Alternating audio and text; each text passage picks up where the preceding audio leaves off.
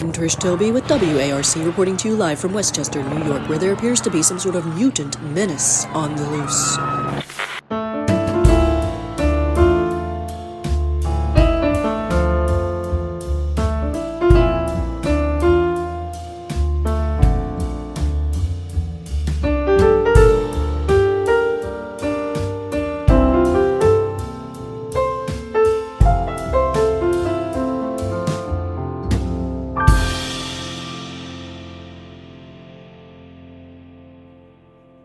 Hey, everybody, I'm Pat Reber. And I'm Matt Ockamp. And say it with us, Pete. Welcome to Mutant Menace. Did you slow that down? No, I fucking nailed it. Talking slower this time? Did you hear me nail it? No, I didn't. That's why I asked. Nope.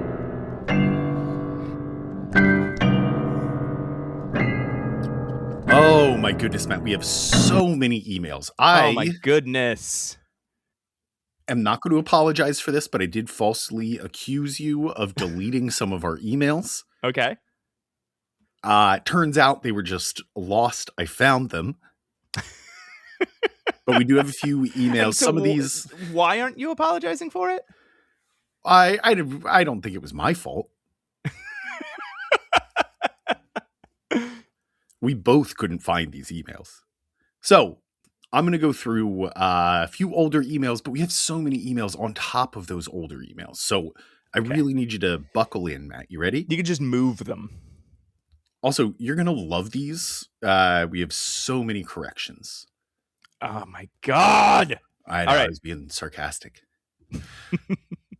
Okay, let's start with Email Michael, his episode 45 response. He says, hey, Pat, tell Matt that William H. Macy would be a great Magneto and is an inspired casting choice. Huh. You asked to be forgiven if you flipped between using the names Senator Gallio and Senator Gallo, so you are, but the Marvel Wiki seems to think he's Senator Gallio. Make of that what you will. Yeah, I think he's Senator Gallio. I think there was just one or two typos that said Gallo. Yeah, for sure. Matt briefly used an Amish accent, and I'd just like to say, flawless. Thank you. It was really sound like corrections. These sound like back through. These sound like compliments to me. Well, if you remember, Email Michael is promised to be nice, be as agreeable as possible in his replies. And I got to say, it's working. And then finally, and lastly, Matt asked if listeners could, like Pat, feel the blood in their veins. My answer is, well, let's just say I'm the wrong person to ask about that. No follow-up questions. Signs off, what even is blood really? Email Michael. I know we're not allowed any follow-up questions, but I do have some follow-up blood assumptions. So we know Email Michael has no blood. Yeah. Okay, you're starting before this email. Okay, yeah. Let's go back a little bit. He lived in Japan for a little while. He's trained in the art of nunchaku. He speaks more than one language, and he doesn't have blood. Okay, so he is a hand assassin. Oh, yeah, could be. They just have like dust running through their veins, right? Which I'll bet they can feel. I bet you would definitely feel dust in your veins. It's much bigger than them. And all day, every day, you'd be like,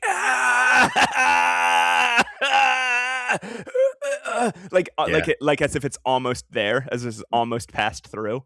That's probably why they're such jerks.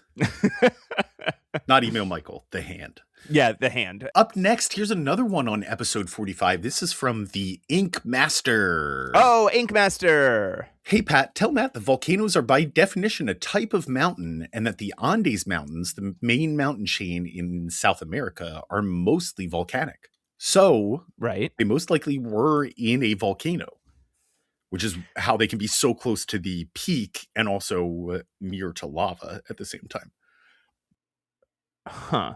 I don't look, I'm no geologist. I got an A- in geology, but that's my only A-.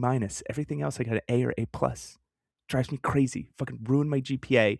Ooh, so we know that you are definitively not an expert in this subject. Exactly. But I think the further that the magma gets from like the Earth's core, the more it cools. So you can have intrusive rock that was magma, and it can go up pretty far, but you're not going to have a seething caldera that's just hanging out there in the top of a mountain for a very, very long time.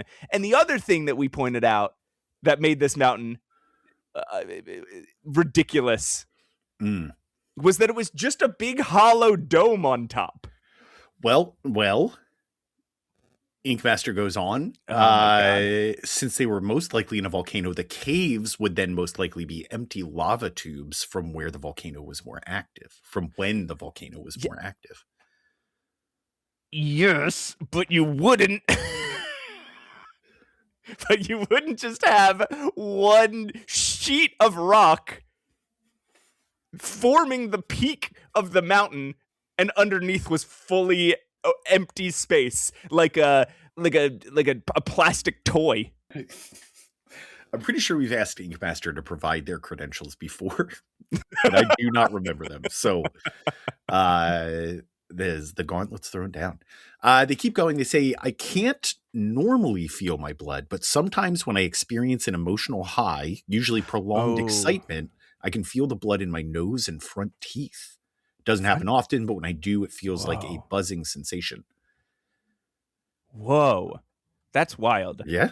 I believe that one. Out of all the times people, of all the things people are going to write in and say that they can feel their blood about, this is the one that I find the most plausible and to be similar to the scenario being described in the comic. Okay. There you go. You can feel the blood in your veins. Because I can feel, I don't know that I can feel with the blood in my veins, but when I get anxious or upset, like I can feel myself getting like hot. I can feel myself I can feel myself turning red or whatever, but I don't know if that's the same as feeling the blood. Like I'm not then like, ooh, and I can feel stuff moving throughout all the little lines on my arm. I think you're splitting hairs there. Moving on though, Mikey Two Nails comes in hot with 2 fresh emails. Whoa! How surprising! X-Men related email. Hi Pat, tell Matt I said that the Firebird lifting Colossus was such a stupid thing. One thing that the writers seem to do is go extremely silly routes to get characters where they need them to be. That's actually a good point. Is like sometimes it's maybe legitimate camp that they have a giant bird of fire that's not a phoenix attacking the X-Men and able to lift them. Yeah, that's fair. But our job is to make fun of shit. So when something is legitimate camp, that just makes our jobs easier, I guess. That being said, that's a good point. Shut up about it. That being said, fire is not plasma. Plasma is formed when the electrons and the atom bodies separate, which requires an extreme amount of heat. Fire is indeed a chemical reaction. Matt is right about that. Flames are, I said that as if you were wrong about the other part. You're right about both of these. Flames are particles of burning matter. Flames are particles of the burning matter. The most common reason why we see red fires is because fire reacts to the particles, and certain particles will cause colored flames. This comes from being a former and maybe soon current science educator. Oh, you already know. He showed us a lab explosion when he first introduced himself. Congratulations on your potential new job. Thank you, Mikey. 2 mails. We've also got your non-X-Men related email. Hi, Pat. Tell that Matt was the X-Men related email. That one was the X-Men related email. Okay.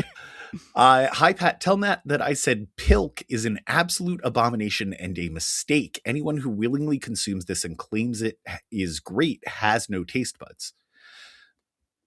Now, here's where it gets a little murky. I had a friend. Pilk is Pepsi and milk. Oh, ew! Ah! I know. We do this every week. It's like memento.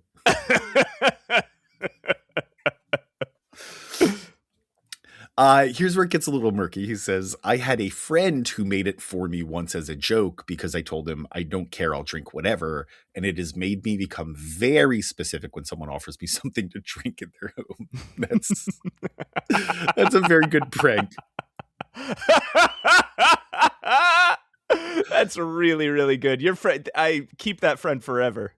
But I do want to clarify what we asked for is video of Zoe just to give us definitive proof that this either curdles or doesn't curdle, and also is disgusting, is video of someone drinking pilk. I don't think it curdles, but it is. I do think it's disgusting. I'm pretty sure it will.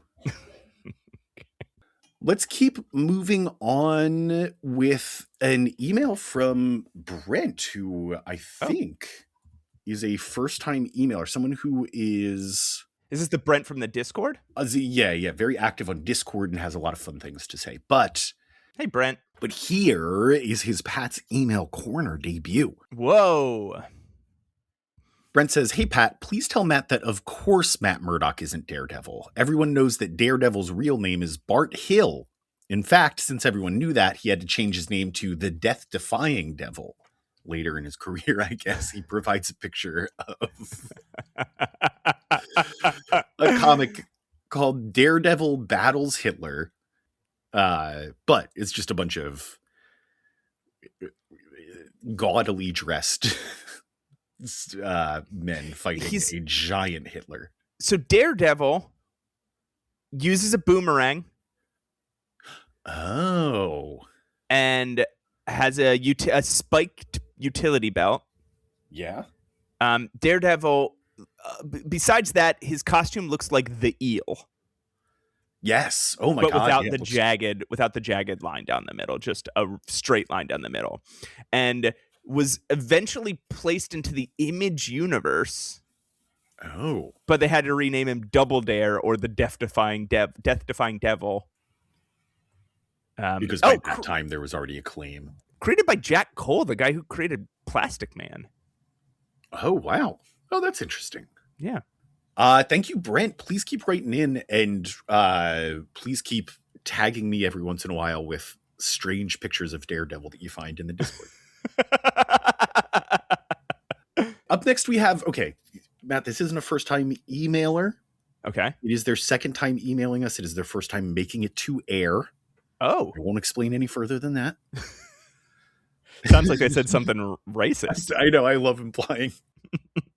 Anyway, this is Tim. Listener Tim. Hey, Tim.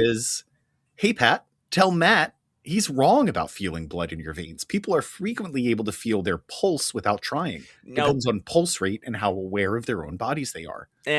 I reject the pulse theory. Yeah, I can feel my pulse, but I do not think that's what they're talking about in the comics.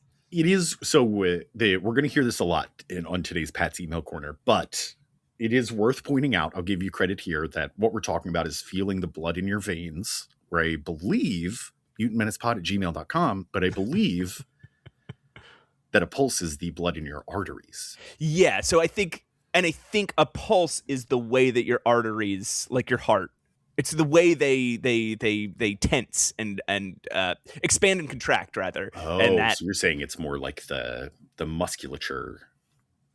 I don't know if it's. I think it's probably muscles. This is getting so far. Now that we're talking about like the specifics of is it muscles that contract arteries, we're going so fucking far into the unknown. We're gonna be doctors by the time we get to the 90s. While I'm at it, Tim continues. He says, "Hey Pat, tell Matt you don't have to." Oh no, this is "Hey Matt, tell Pat." While I'm at it, "Hey Matt, tell Pat." What? Tell Pat he's wrong about cola curdling milk. I just tried it and can confirm the milk was fine. The concoction tasted like ass, but it didn't curdle. Hey Pat, once Incredible again, you are wrong about. Wait, hang on. I'm sorry. Once again, while I think it's incredible that you turned around and actually did this. Yeah, this almost deserves a request. This almost deserves a nickname right off the bat. Yeah. Pilk. Pilk Tim. Pilk Tim! Tim Pilk. Tim Pilk. All right, we'll play around with that. Finally, sorry for the old man yells at cloud vibe of this email. Have you heard this podcast? But I just finished the recent episode and had to challenge you guys on these points. Keep up the good work and don't mind grumps like me. Folks, Tim. We love Tim Pilk. Like everyone else, please be as grumpy as you want. Yeah. We are not nice to you folks when you write in. I mean, yeah. you guys being this way to us is what allows us to unlock this being like playful, adversarial relationship we have with you. So yeah. We love it. We have another one from Email Michael. This one's a little more current. This is for episode 46. Email Michael says, "Hey Pat, tell Matt that Yahya Abdul-Mateen would be a great Scott Summers and is an inspired casting choice." Wait, said it! Yeah, word for word. He goes on, he says, "Matt said that you guys were perfectly on during this episode's Welcome to Mutant Menace at the start of the show, and Pat disagreed. I fully side with Matt on this one, I'm afraid. I think you did great." I'm worried that we can't trust Email Michael anymore. Well, now that he's being so kind. It seems like he's being agreeable with you, and just maybe I can handle the light criticism. You're right. Actually, we can really, really, really trust him. There was some discussion of frozen berries in milk, bananas in milk, and granola in milk. Personally, I think all three sound delicious, and I would often soak granola in milk for hours in the fridge to have for breakfast when I was younger. Basically has the consistency of cold oatmeal, which I liked, but I can see how some might not. These days, I eat my oatmeal hot like a man, but not my berries or bananas. I do not like that's the what do you call it? Overnight oats or whatever. I do not like granola in milk. It gets too soggy too fast, but I do love granola. Granola and yogurt, fuck. Yes. Every time I eat granola and yogurt, I think to myself, this is the best food on earth. Why don't I eat this every day? And then I continue not eating it every day. Big granola heads over here. We're big Wait, granola head is something. I think there's a fan of something that are called granola heads. Oh, it's just hippies. Hippies are called granola heads. I thought it was like specifically like the fans of I don't know, Grateful Dead or something. No, those are deadheads. That describes us perfectly, Matt. A couple of hippies. We're a couple of He goes on, he says, "Lastly, the question came up about fire being only a chemical reaction, Matt's claim, or a plasma, Pat's. I'm happy to say that once again, you're both sort of right. Fire is the visible part of a chemical reaction involving gases. However, if the fire is hot enough, those gases can become plasma. For example, a plasma torch really does contain plasma. A candle flame doesn't. What this means as far as birds lifting people is something I am not qualified to discuss." Oh, I am. You can't. Fire can't lift a human. Still not possible. Hold on, Patrick. I just said something wholly untrue. What's that? I said fire can't lift a human. It can?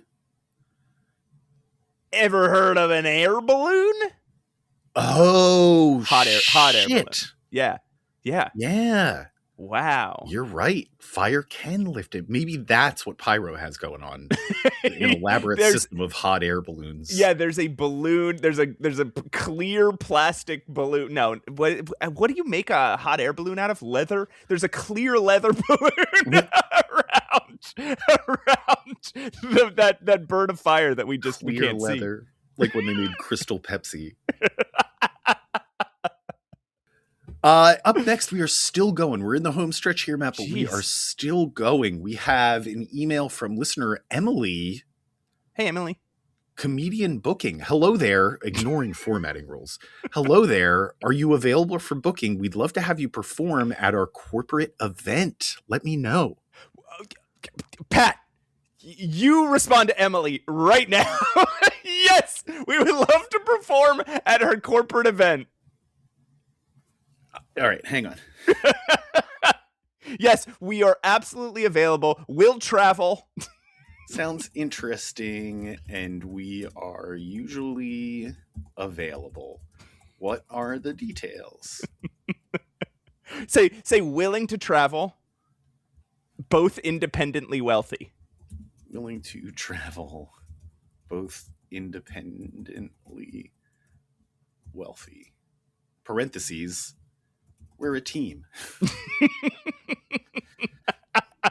All right. Sending this to Emily. What an opportunity. I didn't think we'd appeal to the corporate crowd, but me neither. That's what's so interesting about this. As we get bigger and bigger, we're not going to change just for them, though.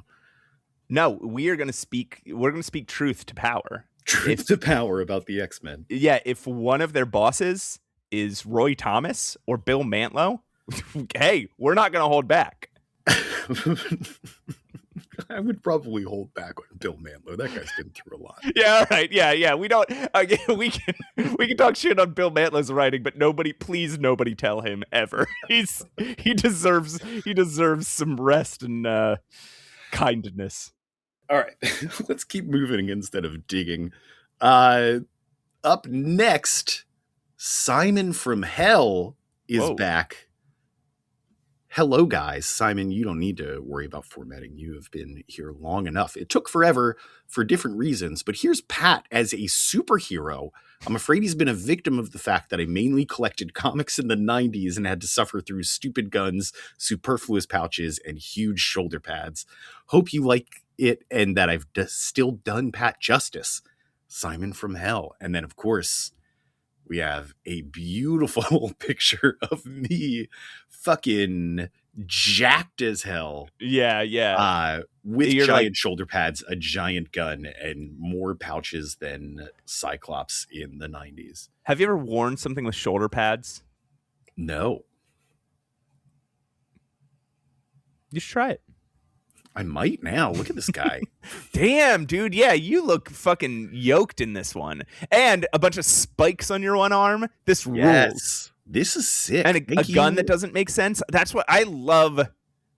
A fucking gun that doesn't make sense. Yeah. I have a bandolier, but I don't think these bullets would fit in this gun.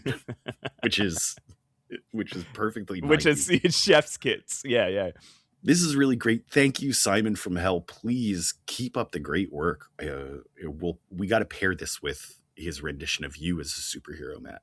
Yeah, and we've at this point, I think it's on us to save him from hell. Yeah, all right. That's our collective character. We're launching an expedition. Find Simon, save him from hell. Thank you so much, Simon. Absolutely love this. Up next, we have Inkmaster again. Wow. Because, again, I just neglected to read their email last episode. But this is our episode 46 response from Ink. They say, hey, Pat, tell Matt that Sweet Douglas sounds like something someone would yell when they've injured themselves and are trying not to curse. Sweet Douglas. Oh boy, I love that somebody gets to Pat's email corner and doesn't make it doesn't make it further in before they're like, I gotta send an email.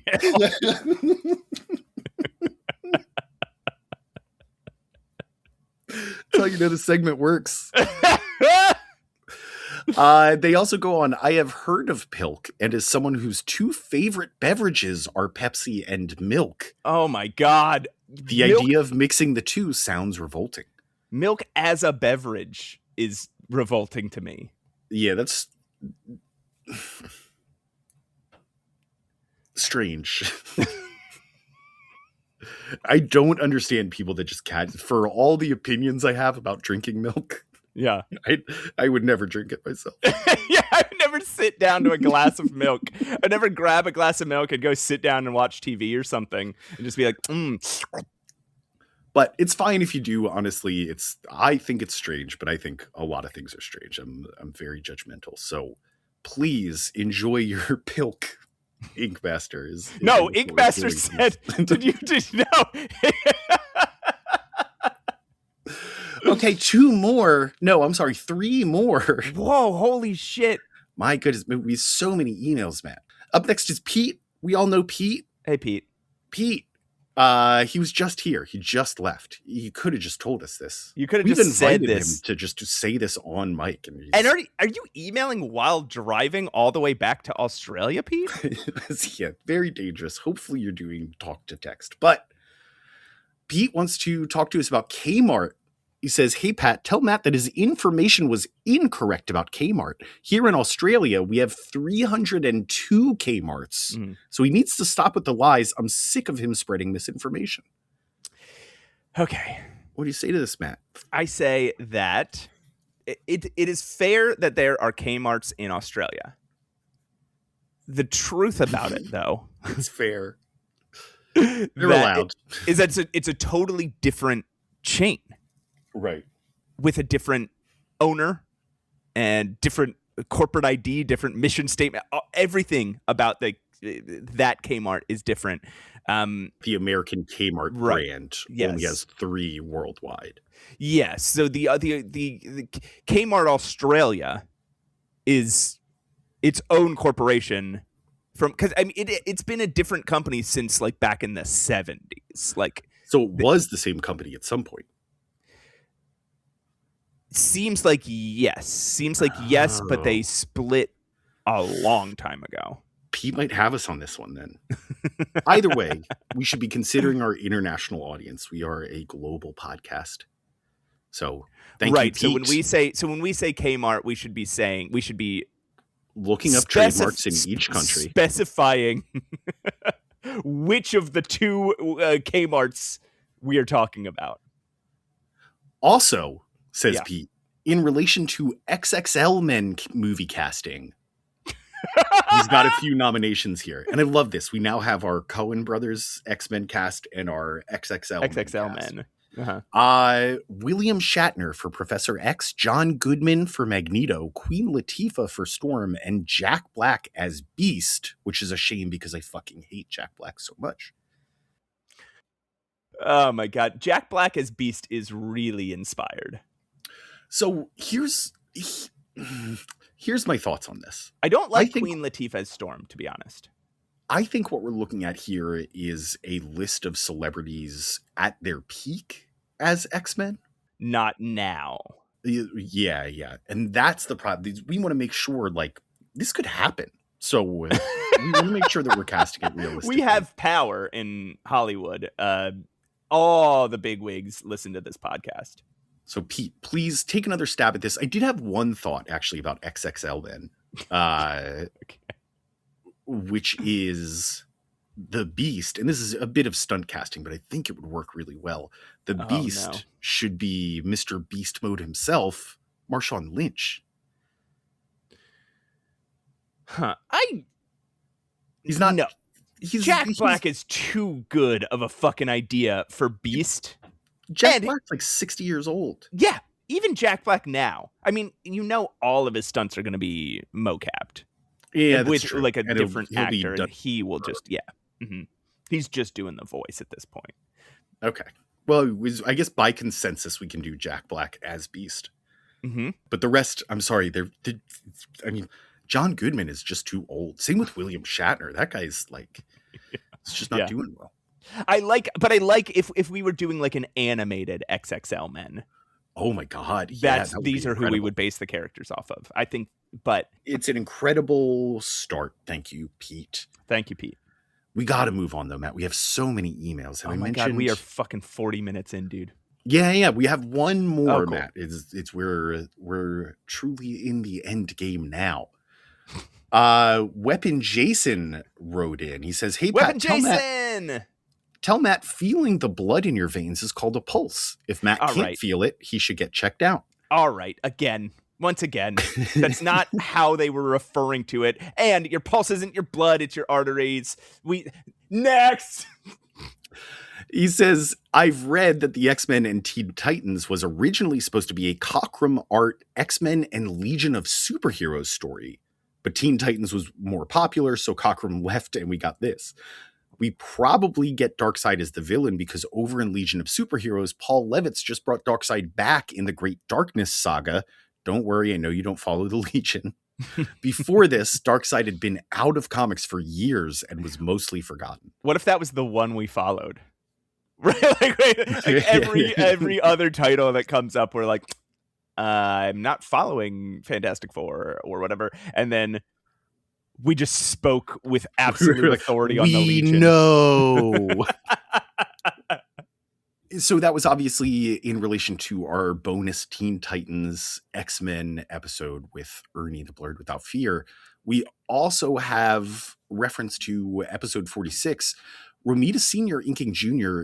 definitely is why number 177 has the feel of an early 70s house-style Marvel comic. I remember reading this issue when it came out, and honestly, after this Paul Smith run and those first Romita Jr. issues that continued that feel, this issue was disappointing. Right. Yeah. Until that last panel where we see Colossus statuified. Which, yeah, is... Because, I mean... goddamn. I think there are moments in that issue that are kind of cool, even with the Brotherhood. Like, yeah, the majority of that issue, kind of disappointing. Here's a fresh correction Weapon Jason has for us. Oh, cool. He says cameras did have timers in the 80s, so it's possible Scott had the camera set up on a tripod in that naked photo that he sent of himself and Madeline to the professor. It's possible, but no, he called down to the front desk and said, "Hey, I'm nude in bed. Can you come up and take a picture of me?" Well, he does dig into this theory a bit. He says, though, even more disturbing because now you have to imagine a naked Scott Summers lining up the shot, setting the timer, then running with Wanger out to get into bed and hit that pose before the shutter goes off. Oh, my God. Yeah. And then there's nothing. Imagine any nude man running. There's absolutely nothing sexy about that. I don't know, man. It's Scott Summers. Stuff flopping all around. Beautiful man. Best head of hair in comics. Yeah. I'm a straight man, but like the body, the beauty of the human form would be on full display there. Flopping everywhere. Just flopping all over the place. Yeah. Just going, and you're hearing the slapping noises of it bouncing around. Bodies flop. And then he does have some compliments for us that he said specifically we should not read on the air because we don't like to. So we won't, but thank you, Weapon Jason. Matt, you can trust me that it's a nice compliment. Read them to me and we'll cut it. Oh, that's really, really kind. It is. Okay, thank you, Weapon Jason. And that is it. We appear to have gotten a few emails while I was reading those, Matt, but we'll save those for next episode. That Pat's email corner went so long that our piano player fell asleep. So if you give me a second. Oh, somebody shake him. Yeah. In the meantime, I mean, I could start digging into some of these emails. Okay. Good. Thank God. Oh, and with that, Matt, I gotta ask, and please keep it brief. Did you do anything X-Men related this week? Holy shit. I tried to download some old Kazar issues. Because I don't know if you remember, in last issue, there in the Magic miniseries, there's a reference to Kazar. Right. And so it's like, yes. I'm going to go online. I'm going to go find some old Kazar issues to... and read them yourself, because I refuse to. Yeah, nobody is online archiving Kazar issues. I tried. So I am a firm believer that things should be archived generally, but I'm also a firm believer that Kazar is not in any way an important series. All right, Pat, how about you? Did you do anything X-Men related this week? Matt, you know what I watched over the last week was the new Bruce Springsteen movie starring Jeremy Allen White. I believe it's called Deliver Me From Somewhere. Okay. Jeremy Allen White, the guy from The Bear. Yes. Yeah. As well as Jeremy Strong, the Jeremy from... So we have Jeremy Bear and Jeremy Succession. It's actually got a crazy cast, but not a very good movie.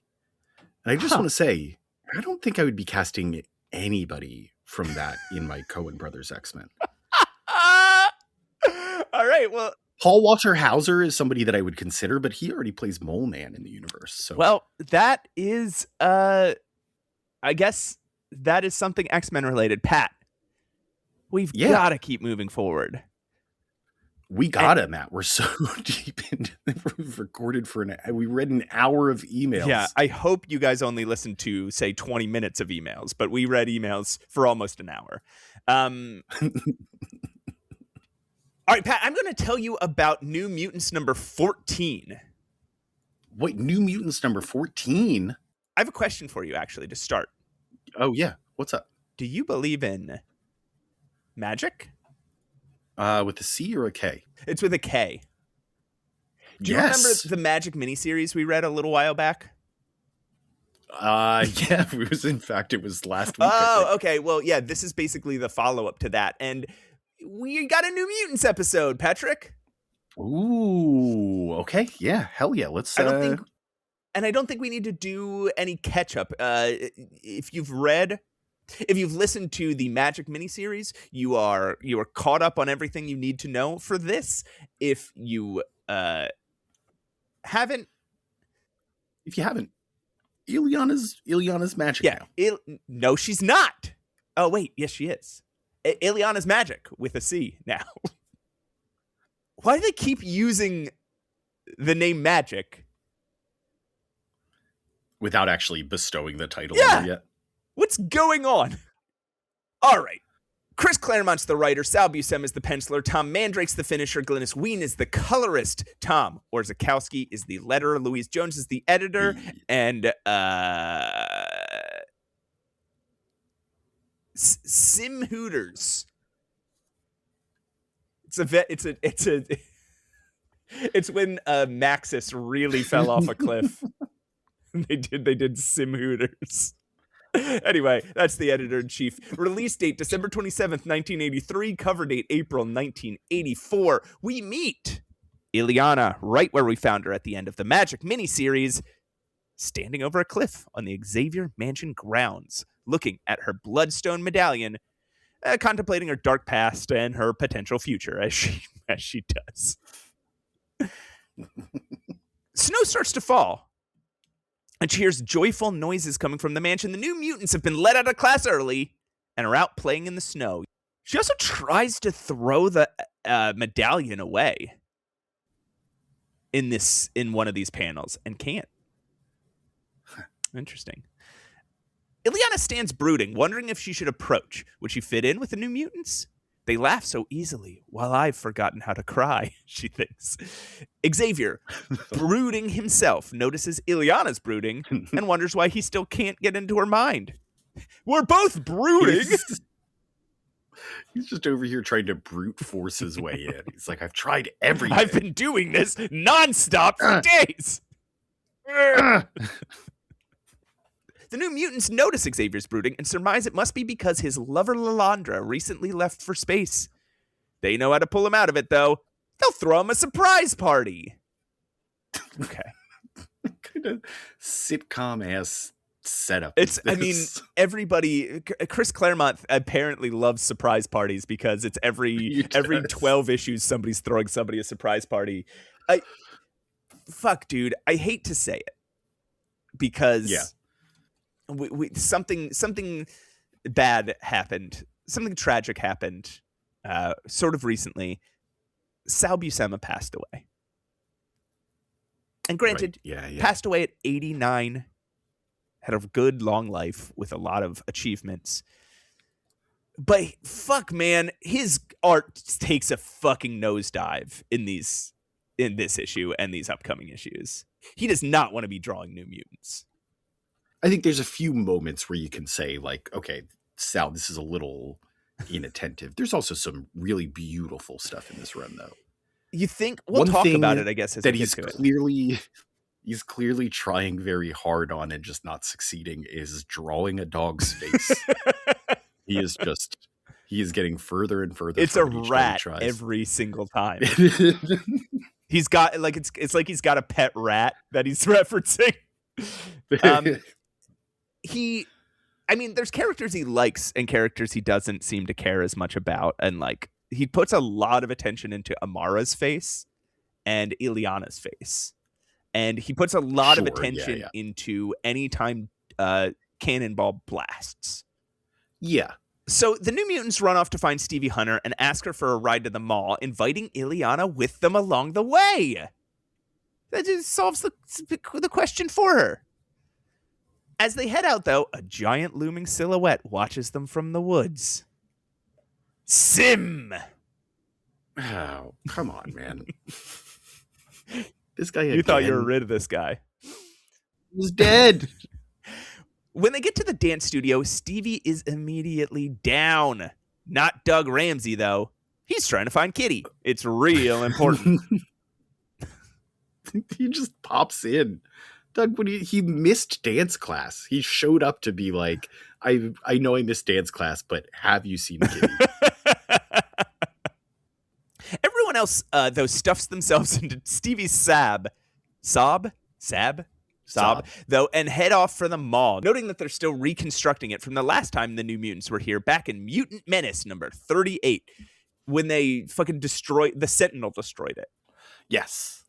This trip is incident-free, though, as they pick up party supplies and even run into their friends Diana and Tony. Remember them? Who? Do we know these folks? I do not remember. They're from the first time they were at the mall, and they invited the New Mutants to come to their school dance. They first started picking on them. They started picking on Rain for her hair or something. And then they were like, we're just kidding. You guys are yeah, exactly. Come to our dance. Yeah. Back in the mansion, though, things aren't so peaceful. Xavier, reading up on Belasco in an attempt to better understand Ileana, feels a foreign presence in the mansion. This is not the extraterrestrial scanning waves that so devastated him before, he explains. This is a different thing. Just like he explained when Karma first went missing. There was some evil force that he was worried about, but it was different than the extraterrestrial scanning waves. Right. Like, Chris Claremont keeps using this, and it has to be like, fuck, okay, it's not right. It's not the guy. We're doing a different psychic thing. Junk Slopper told me to put in this. It's the thing that I was doing. Suddenly, Sim greets him in the doorway of his study, shaking off Xavier's mind blast and backhanding him real hard. How does he survive this? How does he keep surviving people with super strength hitting him? Punching him. Sim is standing there and just saying, like, it would be great if I could just kill you right now. Yeah. And then doesn't have a butt following. Yeah. And then they spend the next 10 minutes in this room together. The next time we see Professor Xavier, there is absolutely no explanation why he didn't just get murdered here. Like, just to leap ahead. Yeah. This keeps happening. The New Mutants arrive back at the mansion, noting all of the lights are off despite it getting darker since they left. They had also phoned the mansion from the mall to make sure the coast was clear, and no one had answered. They're a little apprehensive, but mostly worried about the professor reading their minds and the surprise being ruined. No one trusts this fucking guy, and as well they shouldn't. Immune to Xavier's psychic scan, Ileana volunteers to go make sure everything's okay.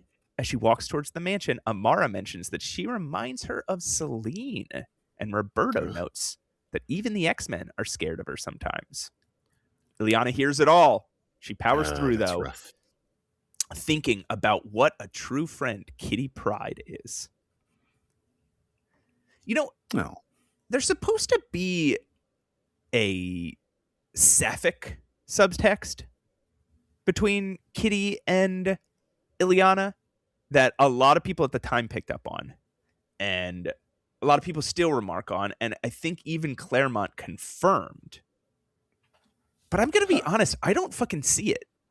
Yeah, I don't either. They just seem like really close friends. I don't see anything romantic or sexual between them at all in any of the times they think about each other or talk about each other, or any of the times they're together. Maybe I know this applies to men more than women, but at the time it was considered gay to show any emotional affection towards someone of the same sex? That's a guess. Yeah, I've not. I have no idea. I was -1, -2. So you were dead. I was dead. You were still dead at the time. I was still dead. I was still in hell at this time. Entering the mansion, Illyana is quickly confronted by Sim, who grabs her and tells her he's bringing her back to Limbo at Belasco's request. Illyana is paralyzed. In the moment, all she can think of is the abuse she suffered at his hand as a small child and is unable to summon any mystic defenses. Her mutant powers kick in instinctively, though, and a light disc teleports the rest of the gang and Stevie Sab into Limbo. The exact moment we saw them come crashing in the Magic miniseries. Whoa. This was actually pretty anticlimactic. I thought it was going to be like an action-packed moment that they ended up here. But Yeah. A moment later, they and Stevie Sab are teleported to the mansion living room to find Sim squeezing the life out of Illyana. Oh no. Everyone springs into action, except Stevie Sab, but Sam, Bobby, and Rain all bounce off Sim harmlessly. Danny has more luck, though, conjuring an image of a wrathful Belasco and, for just a moment, a wrathful demon Illyana from Sim's head, sending him running into the corner. Stevie jumps in and grabs an unconscious Illyana, dragging her out of the room as Amara summons a volcano to slow Sim down. It doesn't slow him very much, though. Stevie Hunter. She's just jumping into the middle of this battle. And when we met her, she was like, man, I can't move because of my bum leg. I can't run. Yes. I can't dance. I can't do anything. And yet every fucking time we see her in the shit, she immediately is like, I'm fucking mixing it up. She's so. When we first met the New Mutants, I was like, Stevie Hunter is not qualified to oversee a group of teenage superheroes. I was wrong. Yeah, she's great. Man, justice for Stevie Hunter. Oh no, does something terrible happen to her? It's just I wish she had become I wish she was a big name. I wish she had become so popular that we saw her on the X-Men TV series. I don't know if she makes a cameo on the X-Men TV, but she should be a big character in the Marvel universe. She's awesome. She should at the very least have been in that New Mutants movie. Yeah. What the fuck? Stevie pulls Illyana into the elevator and starts descending into the tunnel system under the mansion, but Sim starts lifting the elevator back up. This was a good moment. This was terrifying.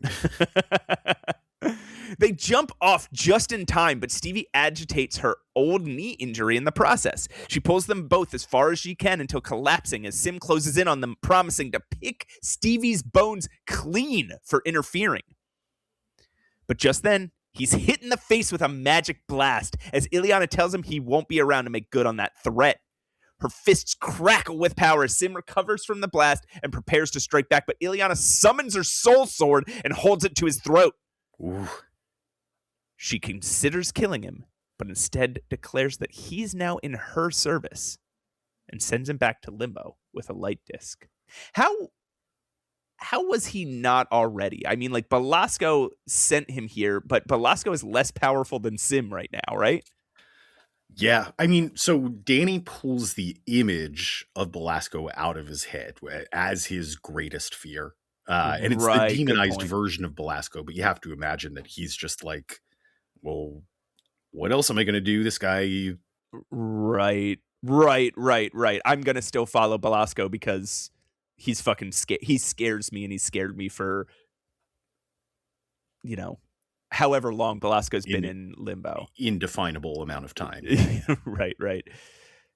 Stevie is shocked, but Illyana whips up a spell to calm her by erasing her memories of the incident. Damn it. All she remembers is Illyana using her light disc to send Sim back where he came from, saving the day. I think it's interesting here, though, that Ileana is kind of like, I am ready to come out to everybody as a mutant. I am not ready to come out to everybody as a demon sorceress.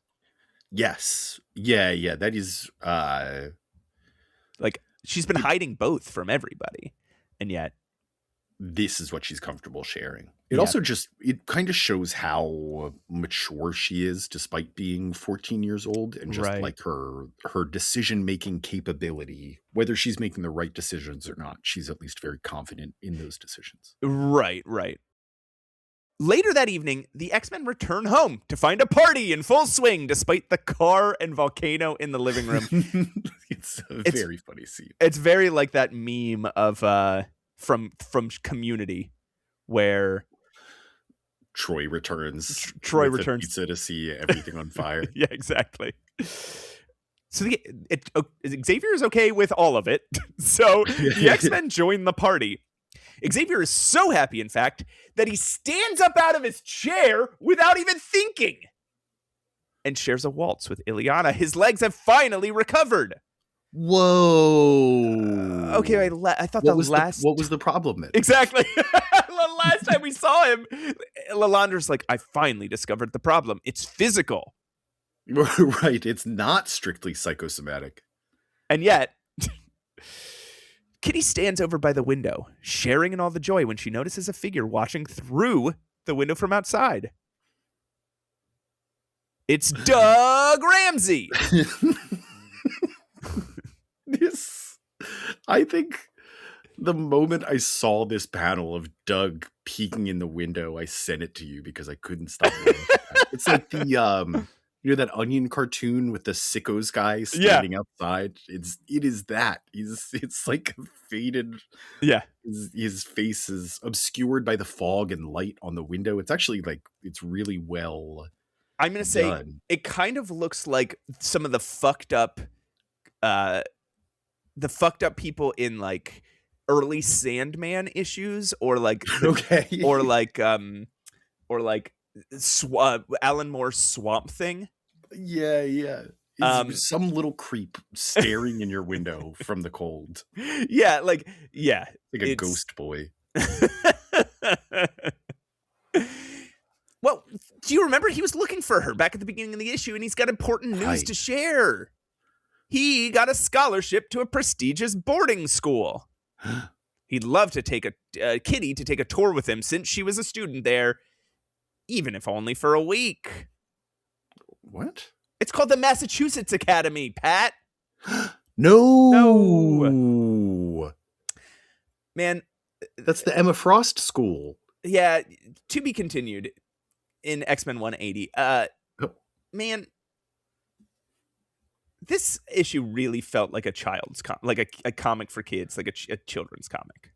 This was a little I think the themes we're dealing with are not necessarily children's themes, but all the action and dialogue in this issue. Yeah. Having a big purple dinosaur demon show up and just terrorize the mansion seems while everybody's busy trying to throw a surprise party. Right. It opens with a snowball fight. Yeah. That's fair. It's not that I disliked this issue though. I don't know. It felt like a step back writing wise a little bit. There's some weird shit in this issue that feels out of, like, okay, at some point Danny, when they're outside playing in the snow, pulls an image randomly out of Amara's head. Like, oh, I want to make her feel better, so I'll pull something that she likes out of her head. How many times has she tried this on other New Mutants, and it always goes wrong every single time? Why is she still doing it? Except for that one time. Remember when she created a snowstorm for rain? Yeah, I guess she did it one time. She's just trying to recapture that moment. But in this time, something odd happens because Amara is like, "What? Do you, Danny? How could you do that? Do you know what happened under this tree?" She doesn't look sad, but she's like, "Oh, right." She summons She ends up summoning a palm tree. Yeah, and she's like, single palm tree. Do you know what happened under this tree? And Danny's like, no, what happened? And she's like, ask Roberto. Yeah. They just made out. Yeah. Okay. But that's definitely the implication is that they fooled around under this tree. Yeah. Good for them. Yeah. And I just want to touch back on the Professor Xavier thing. Because he can't walk. And then he gets hit by Sim, and Sim's like, I'm going to kill you. And then the rest of the issue passes, and suddenly he can walk. Oh, well, it just clicked into place for me, Matt. There must have been some, vertebrae or something that was out of alignment. And then when Sim slapped him... Yeah. With his super strength, he just knocked it back into place. So all anyone had to do was slap Professor Xavier out of his wheelchair with super strength, and everything would have been fine. Also, from the very beginning. Hasn't walked in 30 years. Yeah. Would it really be that natural of a movement for you? Also, yes, that, and I have to... If you were reading this comic at this time and knowing Chris Claremont, you would be like, "Oh, that's not Professor X." Oh, right? Wow, yeah, I hadn't even considered that. And I don't want to set listeners up for something that's not going to be paid off. That is Professor X. That is Professor X, and he can walk now, and everything's normal and fine. There's nothing intended to be weird about this. It's just really fucking weird. Yeah, that's so strange. Yeah.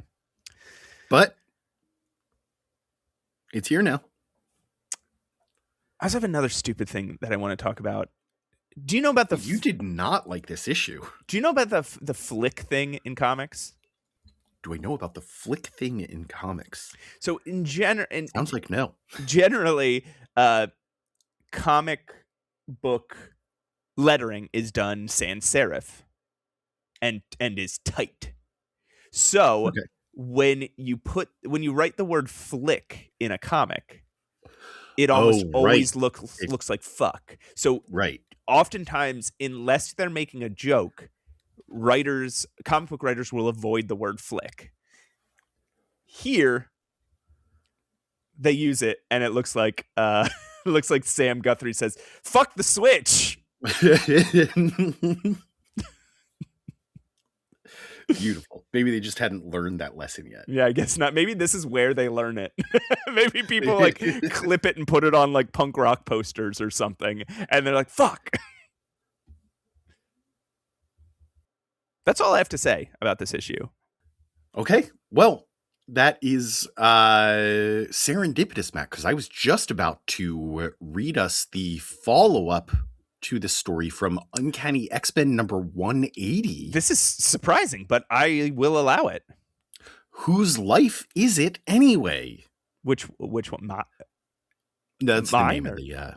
That's the name of the. Oh, okay.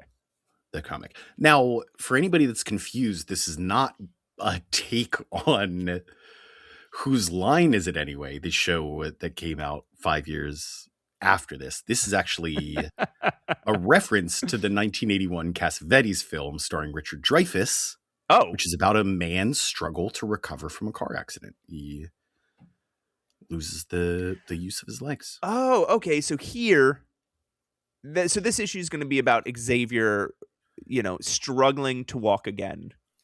He's going to be working hard at it. Yeah. Chris Claremont, writer, John Romita Jr., Dan Green, and Bob Wyacek, artists. Oh, okay. We don't have an inker listed, though, so I assume one of them took that up. Glynis Ween, colorist, Tom Orzechowski, letterer, Louise Jones, editor, and Jim Parsons, editor-in-chief. Release date January 10th, 1984. Matt, we've made it. We're in 1984. Yay! We're getting so close to being not dead anymore. Cover date April 1984. Professor Charles Xavier, recently having regained the use of his legs, is shooting hoops in the school gym when he's struck by it. He's just okay.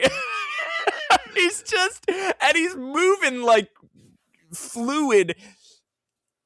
I think last issue he stood up for the first time in 30 years. This issue he is crushing it on the basketball court. Yeah, I mean he misses his shot, but he is fucking like he's juking left and right. He's dribbling between his legs.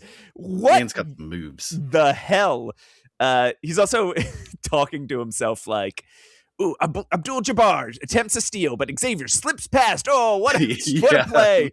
Very adorable. This is an Xavier we've never seen before. It's like Claremont is just imagining, hey, when he's alone, he is just a little child boy in his mind, which is very cute, very sweet, the sweetest we've ever seen Xavier. I mean, we knew he was a star athlete too. Oh, that's true. Right before he lost use of his legs. There's also a poster on the wall that says Xavier School Basketball 1972 to 1973. What the fuck is that? Whoa. Who did they play against? And what, like, this was what? This was during the Dark Era. Oh. So what is this? What is that? Anyway, he's shooting hoops when he's struck by another powerful psychic attack. Another one, Matt. Ooh, every single issue it's happening. Cool. I bet it's going to be something really awesome and fun. This one doesn't just feel extraterrestrial. It feels extra universal. Like something from outside of this universe. Storm comes in to check on him, and they talk about the ways their mutant powers changed their lives, for better or worse. Storm is worried whether the personality changes she's going through, the way she's hardening and becoming less goddess-like and more human, are changing her in ways she likes or hates that she likes. Professor X, after having a few creepy thoughts about her, scans her brain. She's not insane, and he can help further, but Aurora prefers to find her own path. Okay. First of all, he says, I never thought of Storm as a woman. She always seemed beyond such things, which on its surface, I was like, okay, you don't think of her as like a human. You just see her as some sort of tool for your plans here. But no, it's worse. He's talking about he's never thought of her sexually until this moment when she comes in to confide in him. And now he's horned up. And he's wearing basketball shorts, so not a good time to get horned up, but yeah. And then don't get horned up for Aurora. She's your student.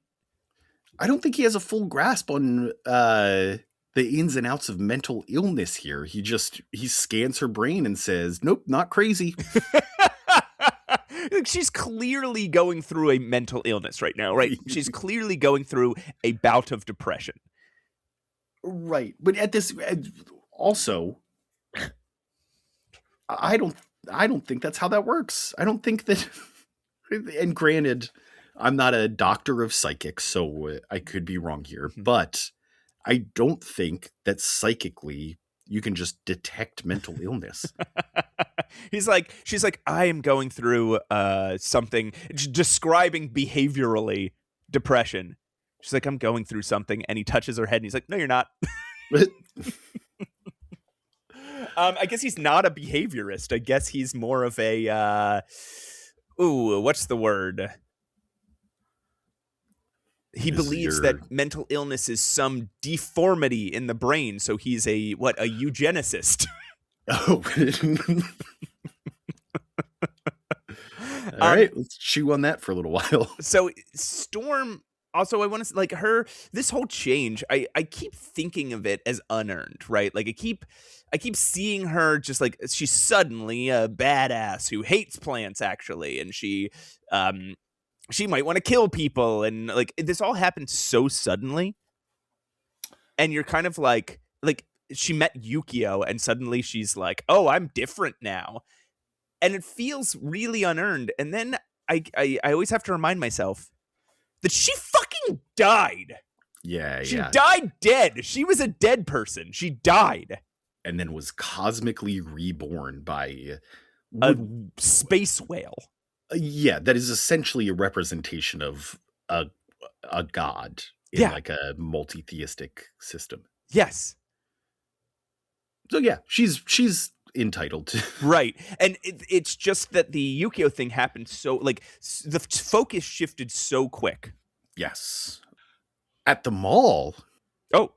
The mall, Matt. Oh, we're back at the mall. Doug Ramsey and Kitty Pryde are getting... Perhaps we never left. Ooh. No, this is a different scene. Oh, sorry. Doug Ramsey and Kitty Pryde are getting kicked out of the umpteenth arcade for playing games too good. So they sit down at a McDonald's and start talking life stuff. And we're not exaggerating in any way. They get kicked out for the playing games arcade owner says, you hog my games on one quarter, and so I'm losing money. Yeah. Kitty likes Doug a lot, but she's upset about Storm, and it's making her feel down. Nothing new there. No. Doug has just gotten accepted to the Massachusetts Academy, and he wants Kitty to come with him to check it out. She's immediately worried, but doesn't want to tell him about M. Frost or the Hellfire Club. So what should she do? Back at the school, Peter Rasputin is chopping down a tree, even though he's still all fucked up from the Brotherhood's attack. Love chopping down trees on this estate. Yeah, I don't even think... I mean, John Romita Jr. stays on the book, so it breaks our rule that when Colossus chops down trees and pulls roots out of the ground, it's the last artist gets fired. Yeah. Well, maybe that's why we have 3 artists on this issue. He was like, Logan, I am not drawing that fucking tree chopping scene. Logan watches, drinking a beer and smoking cigs. He calls Peter out for being upset about Kitty, even though she just went to the extreme lengths to save his life. Colossus steals up to have the conversation and explains that he's jealous of Doug. He feels like he and Kitty are from different worlds, and Doug would be a better partner, and maybe it's time he moves on. Meanwhile, he's kind of not wrong here. I love that, knowing Kitty and Peter's future, I love that this is where they went after the two of them initially hook up. Right. Like, yeah. Well, she's still got other suitors. Oh, Pat. Oh, you sweet summer child. The place that Colossus is about to go, we're not gonna have nice things to say about. But oh boy. Yeah, I think there is something interesting here about him being like, because he's like, if we were in my hometown, even despite this age difference, like, we would be married by now. But right, I'm in your country now, where that's not cool, and the culture's totally different, and like, that's like, if you're going to engage with that kind of problematic subject matter and have a character that is from a culture, and I don't know this about Siberia. I'm assuming we're going on Claremont's word. I'm assuming Claremont is wrong about this, but like, let's go on his word for the sake of the argument. The idea that he is still going to think that's okay until he sees how it's culturally not, and then say, yeah, so maybe I should stop, speaks really highly of, like, that's a really interesting way to tackle that. It's a way that sort of thing would not normally be tackled in a story like this, and also speaks well of Colossus's character. Yeah, it's a good way to show how open-minded he is. It's without like erasing the struggle altogether of the culture shock that he's going through. Right, it's shaking off his conditioning. It's not like exactly. Meanwhile, Aurora walks through the Bronx Botanical Gardens, where she donated all her plants. Thank God they're still alive. Yeah. Trying to get back in touch with her memories of Africa and her naturistic roots. Oh boy, Chris Claremont's doing real. Inside the greenhouse, the inexorable march of the seasons is denied, as the plants, which would normally face the tides and the rises and falls of their life cycle, have been frozen in time. And, like, shut the fuck up! It's a greenhouse! We know what a greenhouse is! However, this is interrupted when some thugs at the botanical gardens oh my god try to mug and assault an old lady and her husband. Storm obviously kicks their asses, but the couple she saved are as scared of her as they were of the thugs. No time for this now, though. Storm is needed back at the mansion. Hey, back at the mansion. Hey, Nico. I want to go rough up some old ladies. Where do you think we should Where do you think we should go? Oh, they got tons of old ladies at the botanical gardens. Oh, let's get our weapons together. We'll go to the botanical gardens and we'll mug some old folks. The Rusher Street Rebels, everybody. So we do get a name for this group, Rusher Street Rebels. Yes. We also get a name of one of them, as you mentioned, Nico. Yes. Are these... they are extremely arrogant when Storm tells them to stop mugging an older couple. They try to attack her and they get wrecked. Yes. Are these immediate loser league candidates? Ooh, are they loser league? I think so. All right. If the fucking Satan Saints are in the loser league. Yeah. I think there is this like rivalry in the loser league where oh man, the Satan Saints versus the Rusher Street Rebels. Yeah, I think they have I think they're both in the loser league and they each one thinks the other one shouldn't be. Yeah. Back at the mansion, the X-Men all gather in the study to talk through Kitty's concerns about Doug Ramsey going to the Massachusetts Academy. Mm-hmm. Kitty wants to go with Doug to keep him safe. The Hellfire Club is in shambles anyway, and as long as Kitty doesn't fuck with anyone, they'll probably leave her alone. Professor X and... Weirdest set of assumptions ever, by the way. What? Well, Emma's in a coma, as far as we know. Sebastian Shaw is still at large. Yes. And Emma has returned from the dead once already. True. So, yeah. What could go wrong? Yeah, everything's fine. Everything's gonna be fine. Let's just walk into the fucking lion's den. Yeah, sure. Perfect.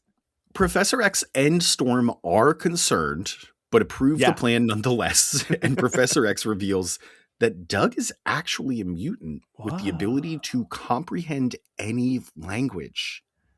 What do you? My jaw dropped to the floor, Matt. What do you think? I love this guy. I love him so much. I know who he is. You know which character he is now. Yeah. But I can't wait to see how he becomes that character because oh my god. Yeah. I was just, as soon as he said that, I was like, yes! You'll notice that I haven't called Doug Ramsey a little creep in any of his, well, maybe one of his appearances today, but in a more respectful way. I mean, he was being a little creep when he was outside the window. Yes, he deserved it that time. Yeah, he and I think it's interesting. We'll get into this way later, but a lot of people like people read Cyclops, but even more sort of intensely, or at least with more supporting evidence. People read Doug Ramsey as on the spectrum. Oh, okay. He doesn't feel that way at all in these first few appearances, but yeah, it's interesting. And keep an eye out for it. Kitty heads off to get ready and muses on Doug being a mutant, but not knowing because his power is so subtle. Mm-hmm. As she thinks, she's suddenly swept out of the window by a gust of wind. Storm wants to talk. Yeah. Because Kitty's being such a fucking ding about it all. She is. She's still being a brat. She's being a big ding. She's like, you changed your jacket. I hate it, and I hate you. Fucking, and I won't talk about it. Stop being a ding and just like chill with your friend. Storm forces the situation though. It's very cool, and it's very new Storm too. Yes, exactly. Like, you are fucking talking to me. She tells Kitty high up in the sky where no one else can hear them that her time with the X-Men has made her less idealistic, more ruthless, and that time changes all things. Kitty doesn't want to accept this. She relied on Storm ever since her parents' divorce, but Storm tells her how inappropriate that was. Which I'll put is partly on Storm, right? Storm was acting like a mother figure. Both of them were being inappropriate. And she's not shying away from that here. She's saying, like, you shouldn't have come to me like that, and I shouldn't have supported you in the way that I did. Right. Storm is her friend, not her mother. Right. She loves Kitty, but they each must live their own lives and make their own choices. She's confronting some hard truths, and she doesn't need a surrogate daughter guilting her all the way. She needs a friend to support her. Kitty is scared, but begins to understand. They hug and cry. That's next week, legitimately moving. Like, that's I don't think the dialogue had like the I want to cry sort of element to it, but thinking about what was being discussed later definitely has a like misting up. Like, it's so human, and it's two people expressing a need to each other, an emotional need. And as really always, powerful. They nail the way that I think like a confused teenager would respond to this, which is like, I still don't get it. Yeah. But I hear what you're saying, and yes, I can try to fix this. Yeah. Whew. The next week, Kitty and Doug board an airplane to Massachusetts. Peter gives her a cold goodbye, and Kitty's upset. Now Peter's being a ding. But her concerns are overridden by an even worse anxiety when she sees that Emma Frost is on the plane. No! I mean, but obviously, like, fucking come on. Jesus Christ. Yeah.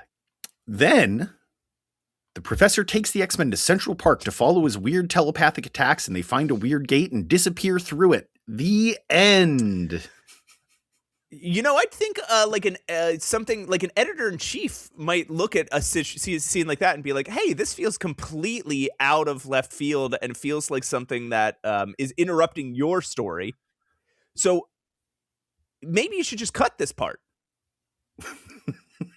You know, like a good editor-in-chief would say, hey, I see you're trying to tell a story here, and what I'm noticing is that this weird scene where you sent all your characters to Central Park to a weird stone gate and they all disappear at the end of the issue, it really isn't in line with the rest of your story. And I, as your editor-in-chief, am here to help you tell the best stories a person can possibly tell, to help bring your vision to life in the best way it can be brought. So maybe you shouldn't do that. What do you think? What do you think a bad editor-in-chief would do in this situation, Matt? Oh, they would probably take the advice of a fucking toy company and force you to interrupt your story to do something like this. It's one panel, right? It is, everything is happening, and then maybe it's two panels. It's I think it's a page. They say like, okay, we got to go to Central Park. And then they go to Central Park, and suddenly there's a big, they're acting so out of character too. And speaking so concisely. Is it possible that this wasn't Claremont at all? That Junk Slopper might have written this. That somebody, just threw an extra page onto the end of the story. Said the X-Men disappear for a month. If that is true, I think it was because I don't think it was like Claremont was helping set this up. That's true. He was seeding Secret Wars for like a year. Right. This is Secret Wars, everybody. Obviously, this is Secret Wars. Yes. It might not be obvious to you, but if you read this era of comic books, it'll be obvious. And this is what those psychic pings were? Yes. Fuck. I know. It sucks. It sucks, and comics will never learn their lesson from this. They will continue doing this forever, especially under, Jom Shithead's reign. But forever. They will do this forever. So, but yeah, I wonder if Claremont just said, I'm not writing that. I'm mad that you're doing this. It interrupts my story and it's out of character. I'm not writing that. And right. It struck me like he was like, okay, I can end the story a page early if you want. Yeah. And then you can just go ahead and fill in the last page with your Secret Wars bullshit. That's what it feels like. Because I don't think they did it without his knowledge or permission. Because he's been seeding it. But yeah.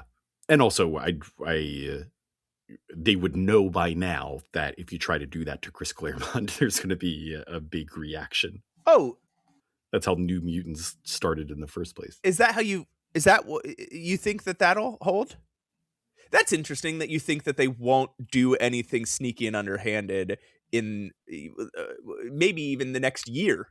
They wouldn't dare. And threaten having Chris Claremont almost quit. Anyway, Pat, I'm gonna ask for something. I'm gonna ask you for a favor. Ooh, what's that? My throat just fell off. So while I oh my God. Yeah, it's fine. You're it's right. Fine. Yeah. I can see, the listeners can't see it. This is disgusting. Dude, you gotta calm down. Because we're recording a podcast, we're both professionals, and I'm holding my throat in place. Yeah, not well. Hopefully we've done some editing magic so that it sounds like my normal voice, but while I get this thing we'll fix it in post. While I get this thing put back in place, do you mind just, and I know you just read the whole last issue. I did. Can you read the next issue for me, please? Okay. Can you turn your camera off for a second, dude? It's really disgusting. No. Ugh. All right. Well, you call an ambulance. I am going to get us into New Mutants number 15, Scaredy Cat. Stan Lee, presenter. Chris Claremont, writer. Sal Buscema, penciler. Tom Mandrake, finisher. Tom Orzechowski, letterer. We got our Toms back. Toms are back. Glynis Ween, colorist. Louise Jones, editor. And Jim Carter, top cat, it says here. Release date, January 24th, 1984. Cover date, May 1984. Ileana sits in her room in the Xavier Mansion, worried about her friend Kitty Pryde. She was supposed to check in about her visit to the Massachusetts Academy, but hasn't. So Ileana uses a spell to project herself across the state and check in. She finds Kitty in the secret basement of the Academy, tied to a chair in a black and pink spandex outfit and at the mercy of the White Queen. So not okay. The White Queen smoking a cigarette on the end of one of those long sticks. Like fucking Cruella de Vil. Emma Frost taunts Kitty. She's been using her psychic powers on Doug Ramsey, making him think he's having a romantic week with Kitty, though she insists he's just a friend. Oh man, that sucks. Yeah, that is so fucked up. That's and it's so very fucked. Like it's very Emma Frost. Yeah. We already have such a clear picture of how cruel she is. Yeah. She goes on to threaten Kitty's parents, explaining her real goal is to get her to want to stay at the Academy and never go home to the X-Men. Kitty notices Ileana's astral form floating in the room, which prompts Emma to launch a psychic blast, dissipating her. Huh. That's so strange. That is weird. Ileana screams with her real mouth back in Westchester, causing the New Mutants to come running.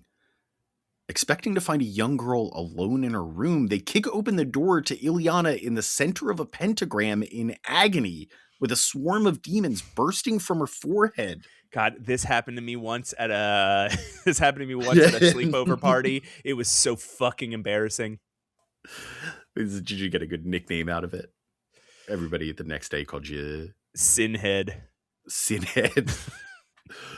The mutants all power up and chase after the demons, finding that each poof into nothing when they try and touch them. Back in Ileana's room, Danny tried to use her powers on the demons, shocked to discover that what they fear most is Ileana herself. Whoa. An evil version of Ileana appears through the fog of the vanishing demons, lifting Danny and putting her in bed. Oh, that's nice. Not so evil to me. That figure turns back into regular Ileana as the other new mutants appear at the door, demanding answers. This is already starting this thing where, like, ooh, Ileana's evil, but like her quote unquote evil form does a nice thing immediately. Yeah. In the kitchen, over some French bread, Ileana tells the new mutants all about what just happened. Her being a mutant and sorceress, Kitty and Emma Frost, the psychic bolt, which caused her psychic familiars, a horde of harmless spirit form demons, to get loose. Afraid for Kitty's safety, the mutants try to call the Fantastic Four and the Avengers, finding that all the world's heroes appear to be missing in action.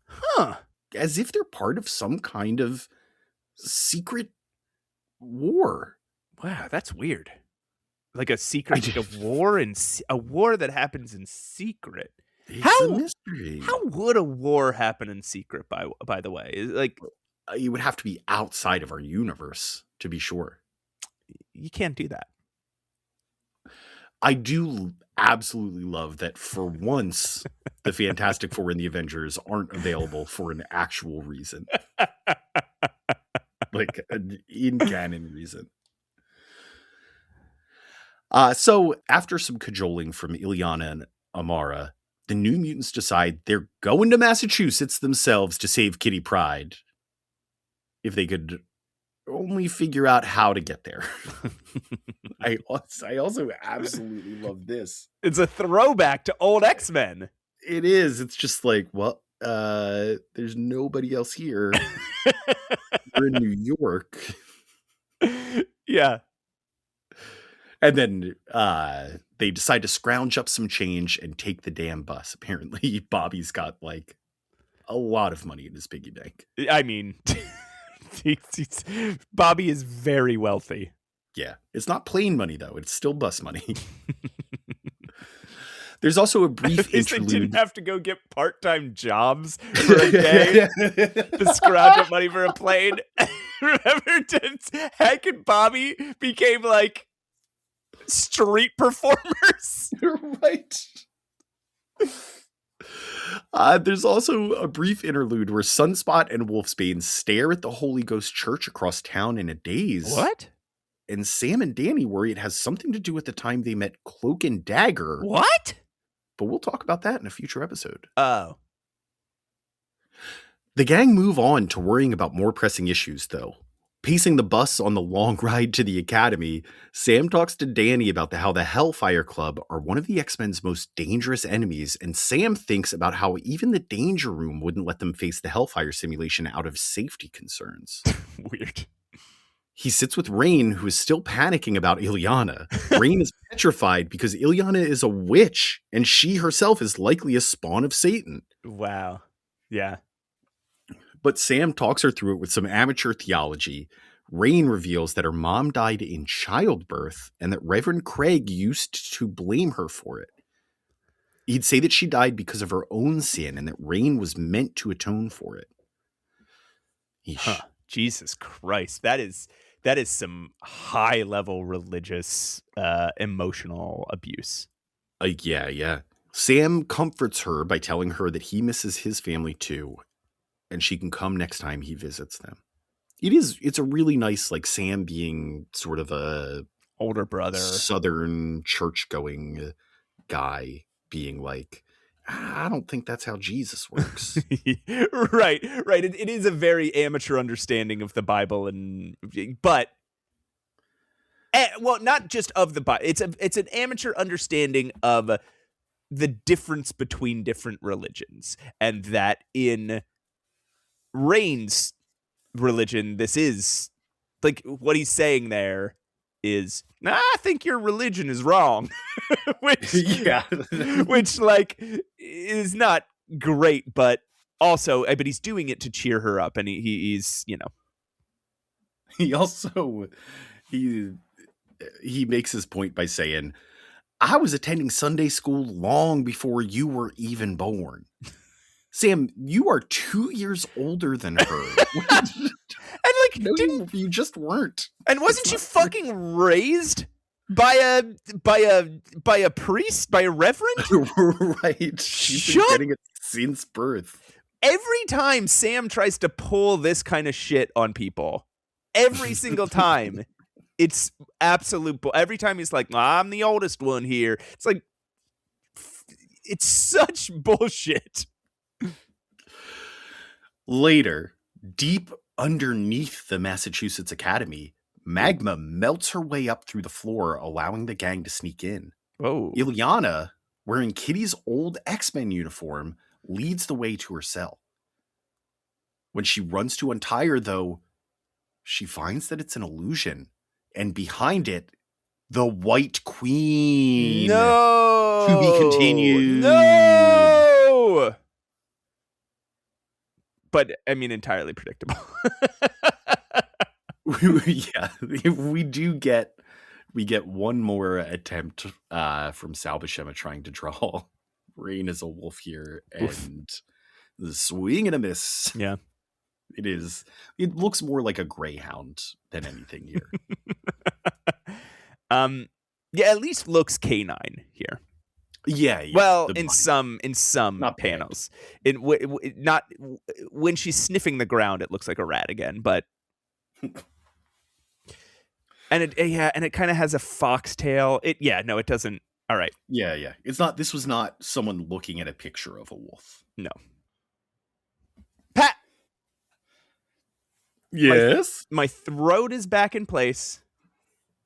It actually looks. It looks better than it did before. Right? So I thought maybe I would read this. I would recap this issue for you. What do you think? Yeah, sure. It's not going to hurt any of the implants you got in there. They need time to heal. No. The doctor said if it does, I could just shove more nails into it to hold it in place. Okay. All right. Yeah. So I got this. You see, I got this. You got a bag of nails. Yeah. Good. So I'm going to read you. I'm going to tell you all about New Mutants number 16, Away Game. What does that mean? Away game, Matt, is a sports term. When you're a sports team, you play. You usually have like a home base, right? Where the professionals have sports, or collegiate have their college stadium. Chris Claremont is writer. Sal Buscema is penciler. Mandrake and DeMolder are the inkers. Tom Orzechowski is the letterer. Ken Fedunowitz is the colorist. Jones and Nocenti are the editors. So Ann Nocenti and Louise Jones. Ooh.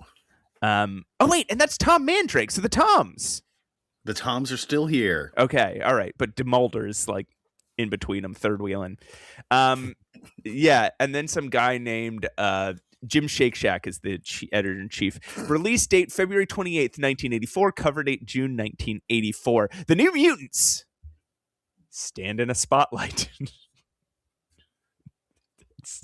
It's a detail we needed to share. Lorded over by a giant image of Emma Frost, arm around a dejected Kitty Pryde, telling them that their lives now belong to the Hellfire Club. Two Hellfire goons close in with guns, but at Sam's signal, Amara starts burning white hot and summons an earthquake. It hits several power conduits and cuts the lights. And by the time the backup lights come on, the kids are gone. The goons, who are named Art and Gil, by the way. Yeah. They update Emma, who says she'll deal with them herself. Emma turns from the video monitor to a psychically paralyzed Kitty Pryde, telling her that she's impressed by the New Mutants and is glad that they'll soon belong to the Hellfire Club. She explains what's going on here. The Hellfire Club, looking to amass enough power to rule the world, have turned their attention to mutants now that Emma and Sebastian Shaw are the sole leaders. Okay. Power in the near future will belong to whatever organization, corporation, or country has the most mutants, but mutants will still be feared by most. With the Hellfire Club in full power, that fear wouldn't matter. Kitty, of course, rejects the idea of being a tool in an ongoing battle for power. Hey, can you explain, how does this philosophy differ from Magneto's? I think it does, but I'm like, when I try to put it into words, I'm struggling. I mean, I think on a surface level it does, but when you boil down to it, it really is like the way that it differs is that Magneto doesn't claim to want the power, right? But the Hellfire Club does. So Magneto would have the power. Obviously, there's a desire for power there, but his driving force would be protecting mutants, whereas their driving force is just themselves. Doesn't necessarily want to protect mutants, but they are mutants and they know mutants will be valuable, but the ultimate goal is power. Right. And both is power. And both of them are intending to use the fact that mutants are going to be that amassing powerful mutants is going to lead to power. Yeah. But for different ends, I guess. Yeah. Well, if the same ends, but different reasoning about those ends. Then again, I don't know. Maybe life under Magneto would be a little bit better than life under the Hellfire Club. Yeah, I think so. Yeah. So, meanwhile, the gang are holed up in a utility closet trying to formulate a plan. If they can find a way to take out the campus's main generator, they could buy enough time to rescue Kitty and slip out. They catch a couple of Hellfire goons walking about and kidnap them and tie them up. They won't answer questions about where to find the generator, though. We'll never tell you where the generator is. I'll take the secret of where the generator is to my grave. It's like guaranteed there's a door that says generator on it. Well, they're also not trying any interrogation techniques. They're just like, can you tell us where the generator is? No! Damn Please, just tell us. These guys have an iron will.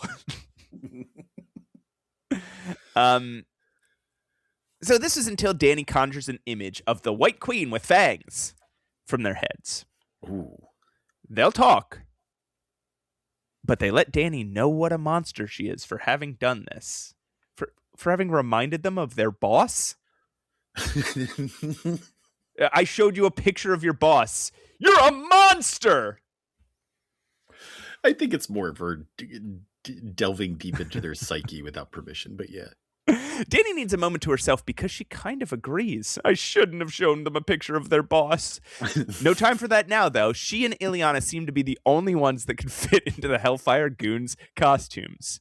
This is such... Okay. Yeah. First of all... Yeah. They're the only ones that can fit into the costumes. They happen to find two female Hellfire Goons. Yeah. Okay, I can suspend my disbelief here. Yeah. They need to get into these Hellfire Goons costumes to be able to move about the facility. Mm-hmm. I can get on board with that as well. Yeah, Magnum PI. Why did they need to dress the Hellfire Goons up in their New Mutants costumes? All right. Well, all right. I have a theory. Okay. The outfits wouldn't fit underneath the Hellfire Club outfits. It'd look bulky. Somebody'd say, "Hey, are you wearing a New Mutants outfit under there?" Spandex outfits. Here's the next one. The next part of the theory.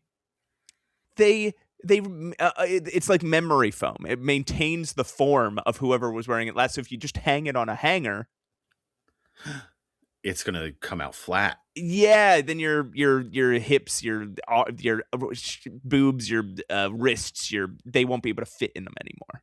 Right, you'll have to break it in. Like a new pair of shoes. My biggest concern here is okay. Two biggest concerns. Number one, Ileana, that's not your uniform. That's Kitty Pryde's uniform. You told us that. You're just giving it to some lady. Number two, Danny has special boots and belt. Oh, yeah, those are personal. Yeah. And she's just leaving them on this fucking lady? Like, and when you look closely, no, she's not. So where did they get extra boots and belt from? The team splits up. Danny and Ileana go for a walk in their Hellfire uniform. Rain and Bobby go to track scents around the complex. Go sniff around over there. And Amara and Sam go to find the generator. Amara takes her magma form and burns a hole through the ground, tunneling them to under the generator room and melts the whole fucking room. Power goes out through the entire campus. They do take I love I guess this is just generally a Claremontism, but magma bursts into the generator room. She burns white hot. Everything melts. There's flames shooting up. There's people screaming. And the narrator tells us all she destroys is the generator.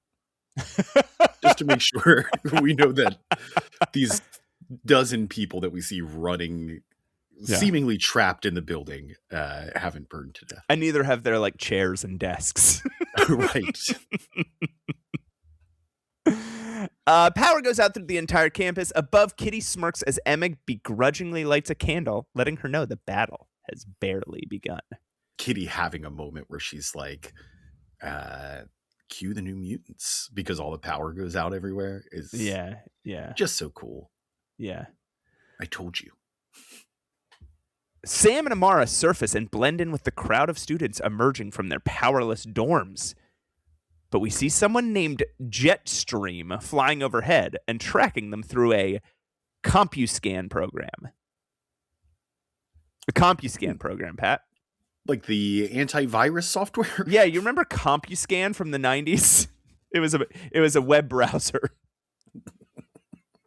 This seems to just take regular images and pixelate them. Yeah, it seems like what it does. And remove the hair.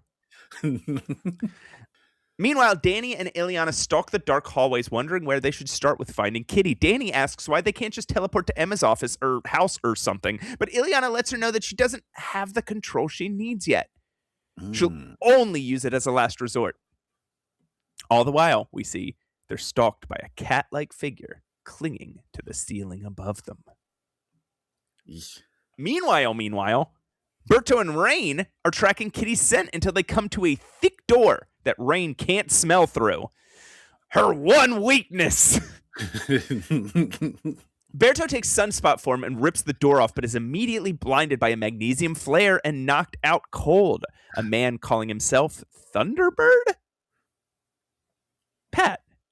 That sounds familiar. He stands over him, complaining that he was promised a challenge. He gets that challenge immediately as a wolf leaps on top of him, shifts into werewolf form, and takes him to the ground. Rain's victory is short-lived, however, as a busty woman stands behind Thunderbird and summons a disc of black light over Rain's head. Suddenly, the shelves next to her collapse on top of her, as Roulette explains that her wheels of fortune can shower their marks with good or bad luck. Wheels of Fortune? It's her Wheels of Fortune, Pat. Come on. It's every character that encounters these has to look at it and say, oh, that's a disc of black light. Because there's no way the art can clarify what it is. Roulette mocks Thunderbird for his defeat as Thunderbird shows concern for Rain, appearing pretty hurt.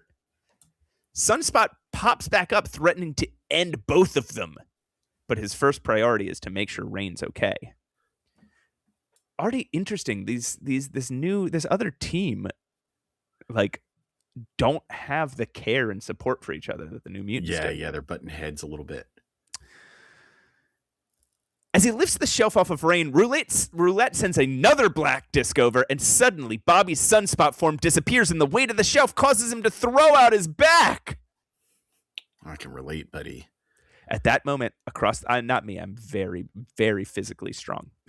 At that moment across the complex, Danny can feel Rain's pain through their psychic rapport as Ileana tries to help. Two cat's claws descend from above and slam her head into the ceiling hard. Oof. Danny goes to make a move, but is suddenly confronted by a woman wielding a tarot card and summoning the devil that's drawn on it. Back above ground, Amara tells Sam not to call her Mara, which he's been doing all night. It's a name for lovers, she tells him, and he's embarrassed. Yeah, that's pretty embarrassing. But just then they're confronted by Manuel Alfonso Rodrigo de la Roja. Ooh. His eyes glow as he tells them to give up their search for Kitty. Doing so would upset him, and he's their friend, someone they love. In turn, Sam and Amara's eyes start glowing, and all they can think of is how they'd do anything for this man. It's like casting the friends spell in D&D. Yeah. This is interrupted when Doug Ramsey appears, though, delighted to see his friends Sam and Amara have come for a surprise visit. This snaps Sam out of it, who is filled with rage. Seeing Doug Ramsey fills Sam with rage. By having his mind controlled. He starts beating the man, only to be stopped when another figure zooms in through the window, cannonball style, and drives Sam through the wall on the other side, aiming. What the fuck? For an old oak tree to smash him against. Sam recovers from the blow just in time to blast away, sending that man, Jetstream, crashing through the tree on his own. Emma looks on, upset at what a ruckus this is all causing, and for the second time promises to take matters into her own hands. Uh-oh. Sam starts flying back to Amara, only for her to start firing lava bolts at him. De La Roja, going by Empath, recovered and charmed her. Luckily, he's invulnerable while which, man... Number 8. Luckily, he's invulnerable while blasting. But Jetstream, gaining ground on Sam, isn't so lucky. I just want to say, the Empath charming Amara thing is the start of a running theme that is very disturbing, and we will have to talk a lot about Empath. Boy, we're getting a lot of that today. This is going to suck, and you and I are going to talk about it. Sometime in the future. Yeah.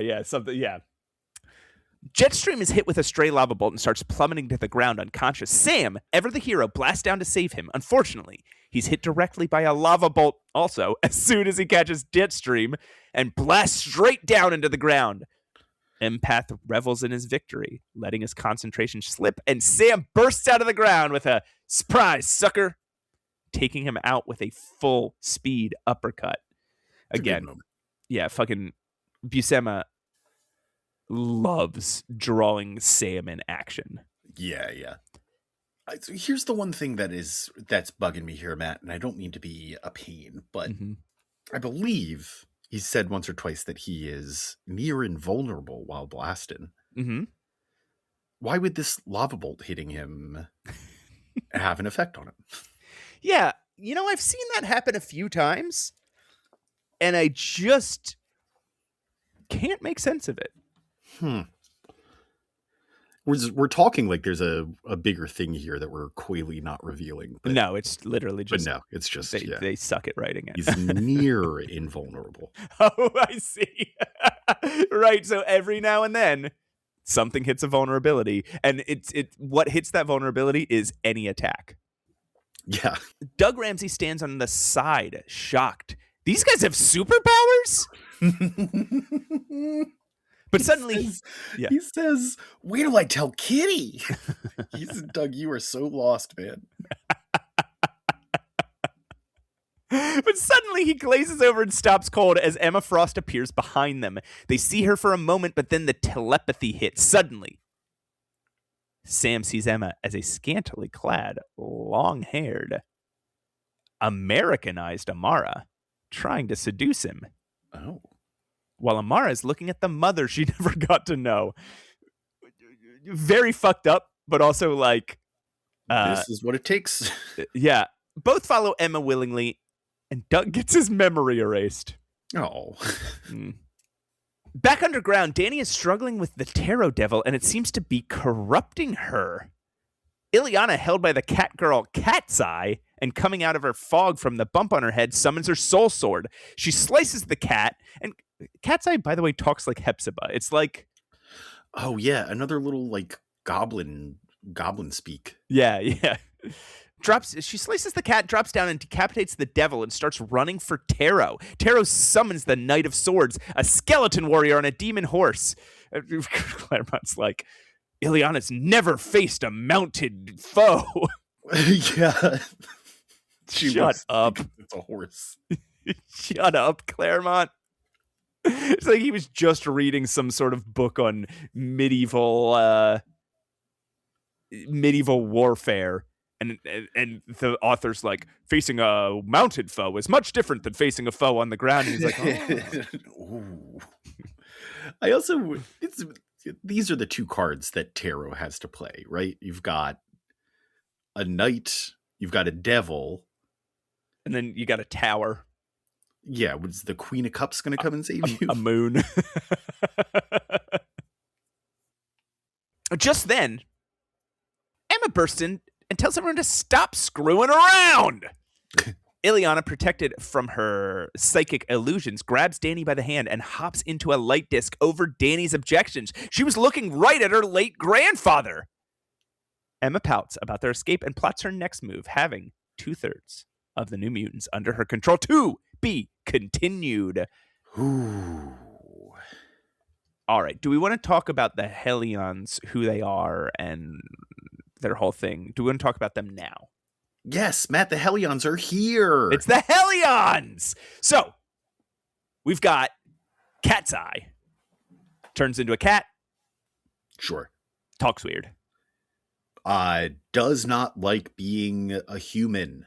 No. Prefers cat form, and Rain talks all the time about like turning into a wolf and feeling those animal instincts and wanting to stay there, but pulling herself back.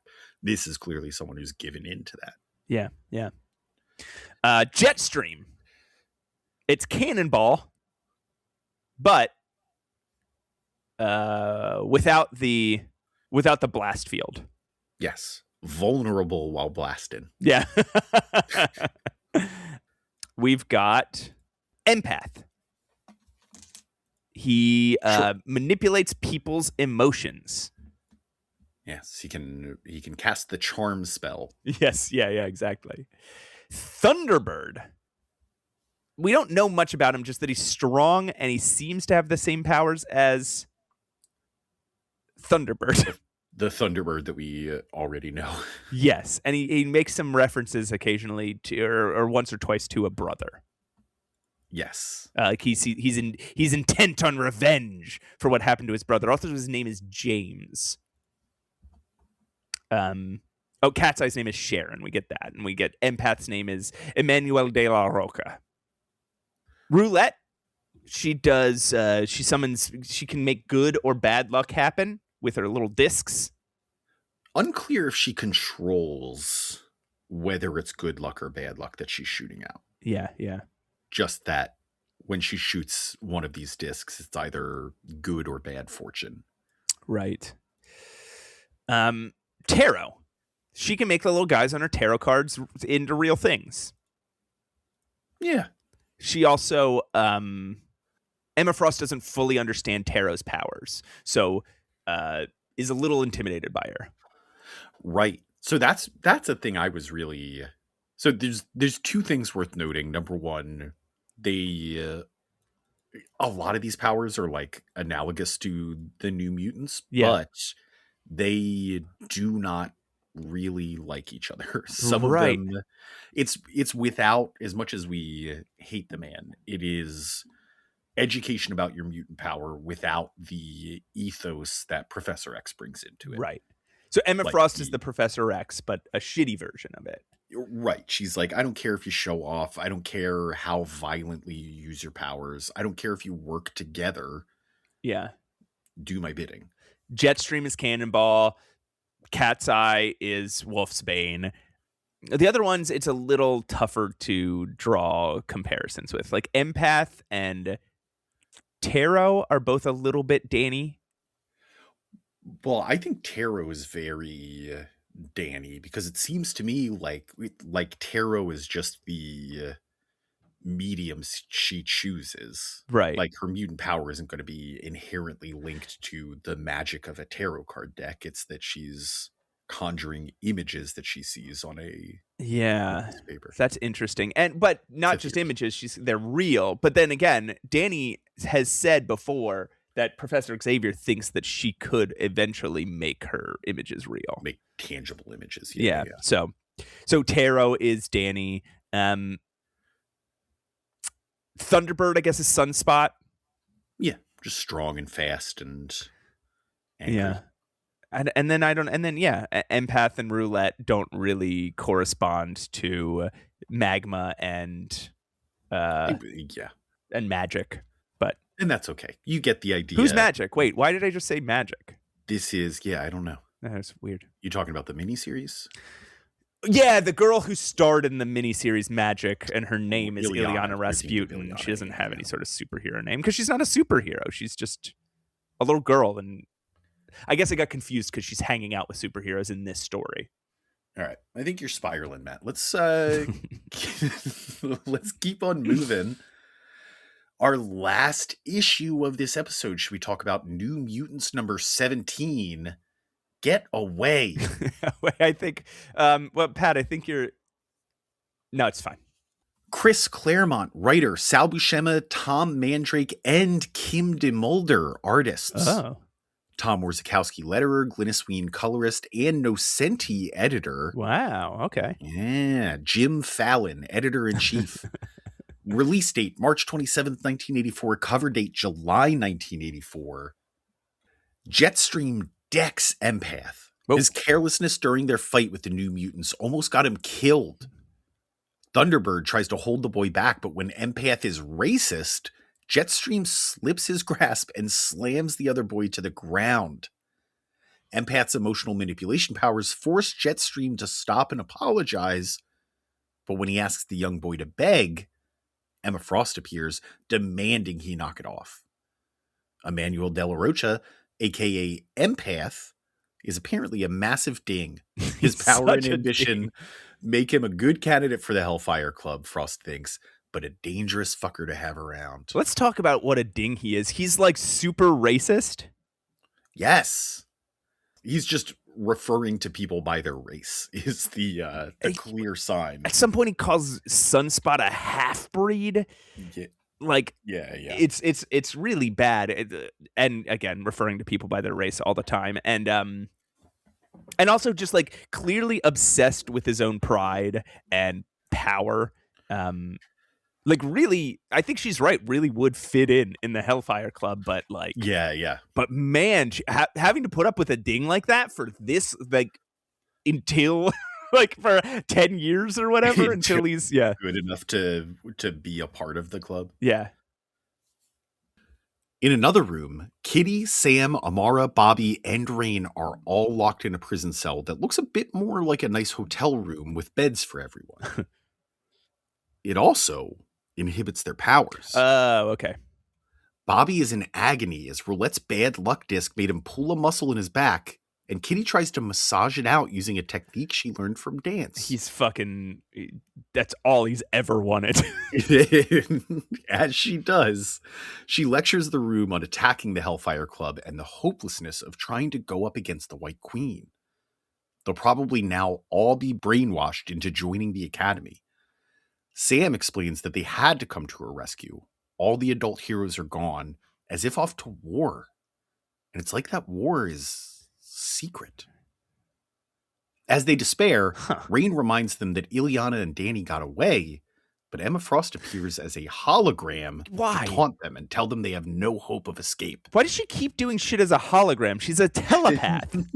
It could be a mental projection, but the writers make it very clear that it's not. It is a hologram. Using hologram technology. Yes, exactly. And this time she just does it to be mean. She just pops in to be like, nah. Hey, you all suck.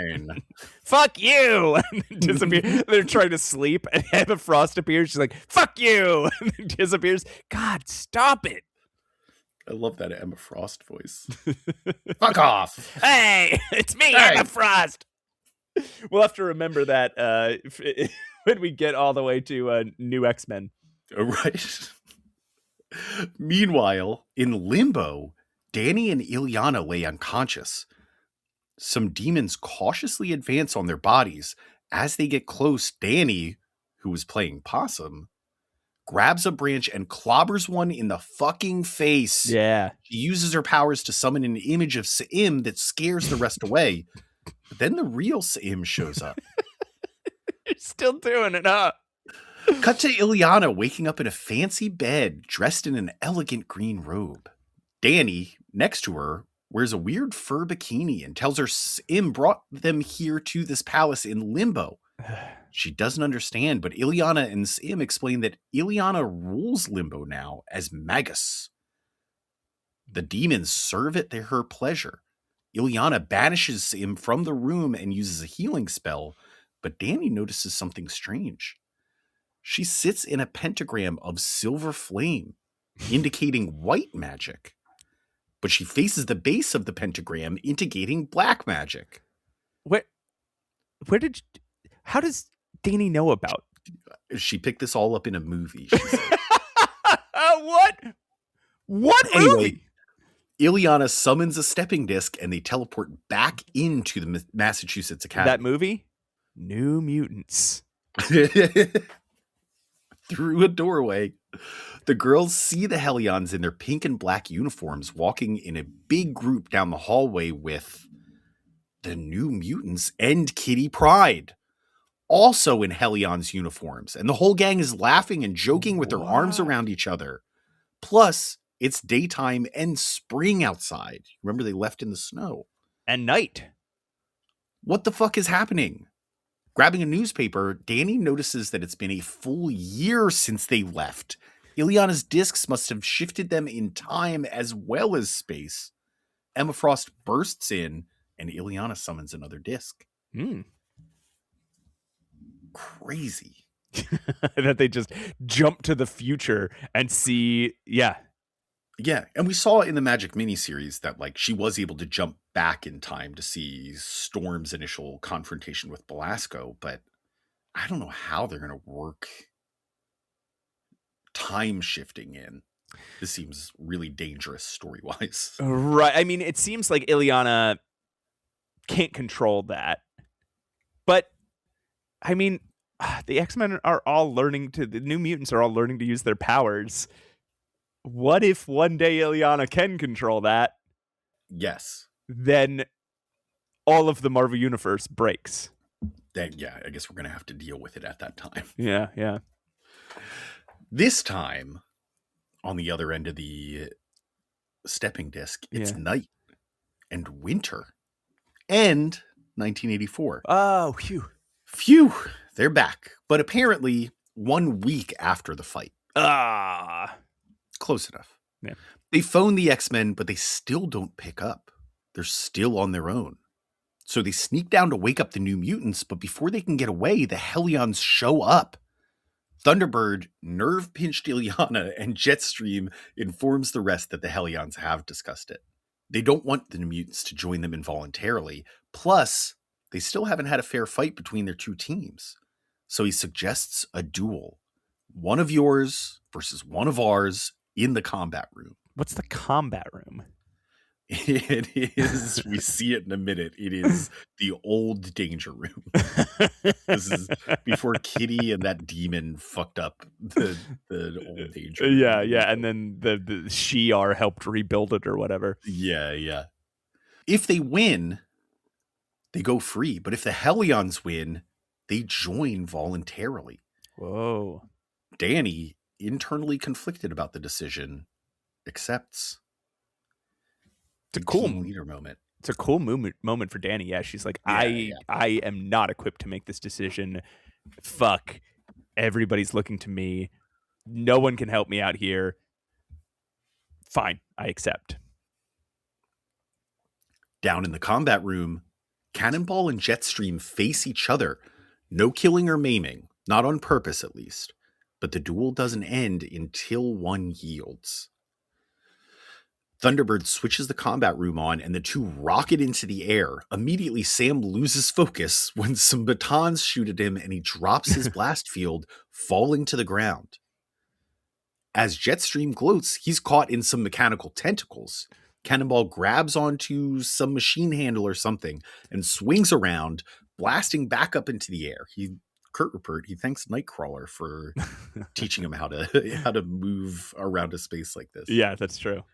Jetstream breaks his bonds as Sam closes in, causing Sam to crash into the ceiling, rocketing back out. Jetstream intercepts him and throws him in between two masher things. Bobby calls out from the ground, reminding Sam to keep control of the fight and maybe try Maneuver 7, the Magnum variation. This guy cannot get enough of Magnum PI. Jesus Christ. Cannonball rockets towards some hanging ring with Jetstream right on his heels, but at the last second, he drops his blast field, grabs a ring, swings around, and kicks the kid in the face. So good. He tackles Jetstream to the ground and climbs astride him, demanding he give up. Jetstream, black eyes swelling on his face, refuses. But at that moment, the match is interrupted by Sebastian Shaw and Emma Frost. Oh, couldn't have predicted this. The principal's here. They ask for an explanation, but when Emma hears the deal, she tells the New Mutants that it's unauthorized and to go back to their room. Sam immediately rockets straight into Shaw, but his power, of course, absorbs the impact and turns it into strength, backhanding Sam across the room. I mean, Cannonball, Sam, he's dumb, but he's fucking brave. This is exactly what we want from him. Sunspot charges in next, despite warnings from Danny. This is also very Sunspot. Yes, yeah. He's probably just not strong enough. She tries to intercept by using her power on Shaw, but Emma turns it around on her. Psyche is struck with terror as the mystic bear that slaughtered her parents appears before her. Wait, have we heard about this bear before? Yes, in the beginning of the graphic novel. Oh, okay. All right. And that's it. As Sunspot obviously fails to kick Shaw's ass, Shaw tells him that his father is the newest member of the Hellfire Club's inner circle. In the confusion, Kitty Pryde slips out of the room and into the combat room's control room. The room starts going crazy, firing javelins and rockets all over the place. In cat and wolf form, Wolfsbane and Cat's Eye drag Bobby's unconscious body over to the rest of the New Mutants. As Ileana fires up a stepping disc, they offer Cat's Eye membership. But she definitively turns them down. This is a really cool moment, actually. It's like, we don't know much about Cat's Eye, but the fact that she is willing to help make sure the New Mutants don't die. And they're like, hey, you're not evil. You should join us rather than this evil team. And she's like, nope. No, actually, I really like this evil team because they let me do whatever I want. Yeah. She's like, I'm not leaving. She's like, in her fucking Hepzibah voice, she's like, Cat's Eye not leave happy place. This is the decision a cat would make in this situation. Right. A second later, the New Mutants are at the mansion, but they don't feel triumphant. They're anxious about Limbo, which they just traveled through. Ileana is worried about whether it's even the same day as they left, since she can't control her discs yet. Sam worries that with Xavier missing, they might have to go back to Emma Frost to teach them about their powers. And to make matters worse, Danny is suddenly struck by the ghost of a giant bear. It tells her that just as it killed her parents, it will come for her. To be continued. To be continued in Bill Sienkiewicz's first issue, which we're not covering today, but buckle the fuck up, people. God damn, this is going to be good. It is about to get nuts. There is the Demon Bear. Sal Buscema's version of the Demon Bear is so goofy and stupid. It's just a bear made out of clouds. And yes, he can't draw animals, so it's like it's got a very human face. Yeah, it's man. It's a shame, but he's clearly at the end of his run on this book, which is evidenced by him not being here for the next one. Yeah, right. So it's so fucking funny. that everyone just immediately forgot about Doug. The whole point of this mission was to rescue Doug Ramsey and Kitty Pryde, and yet they completely forget about Doug. He's happy. They just leave him there. Great time. Yeah. He's hooking up with Kitty Pryde. But here's what I wanted to talk about how the Cerebro era is clearly over, right? Yeah.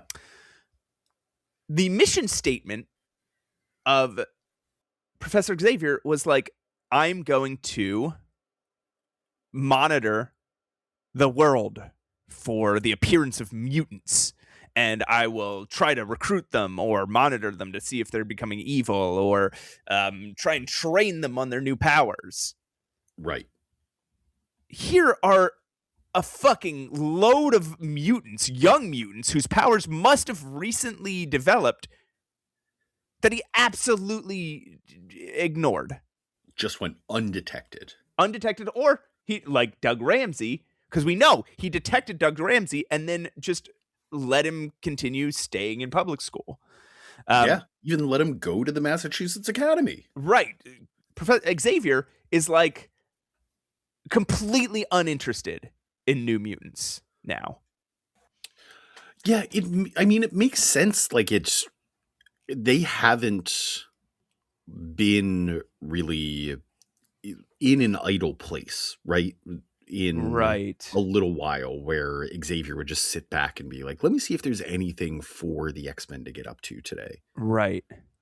So but it seems like you're saying, he's also just not recruiting at this moment either. And we know at the beginning of the New Mutants, he was throwing a little tantrum, which may or may not have been Brood influenced, but he didn't want to take on any New Mutants because he was tired of recruiting people and having them die.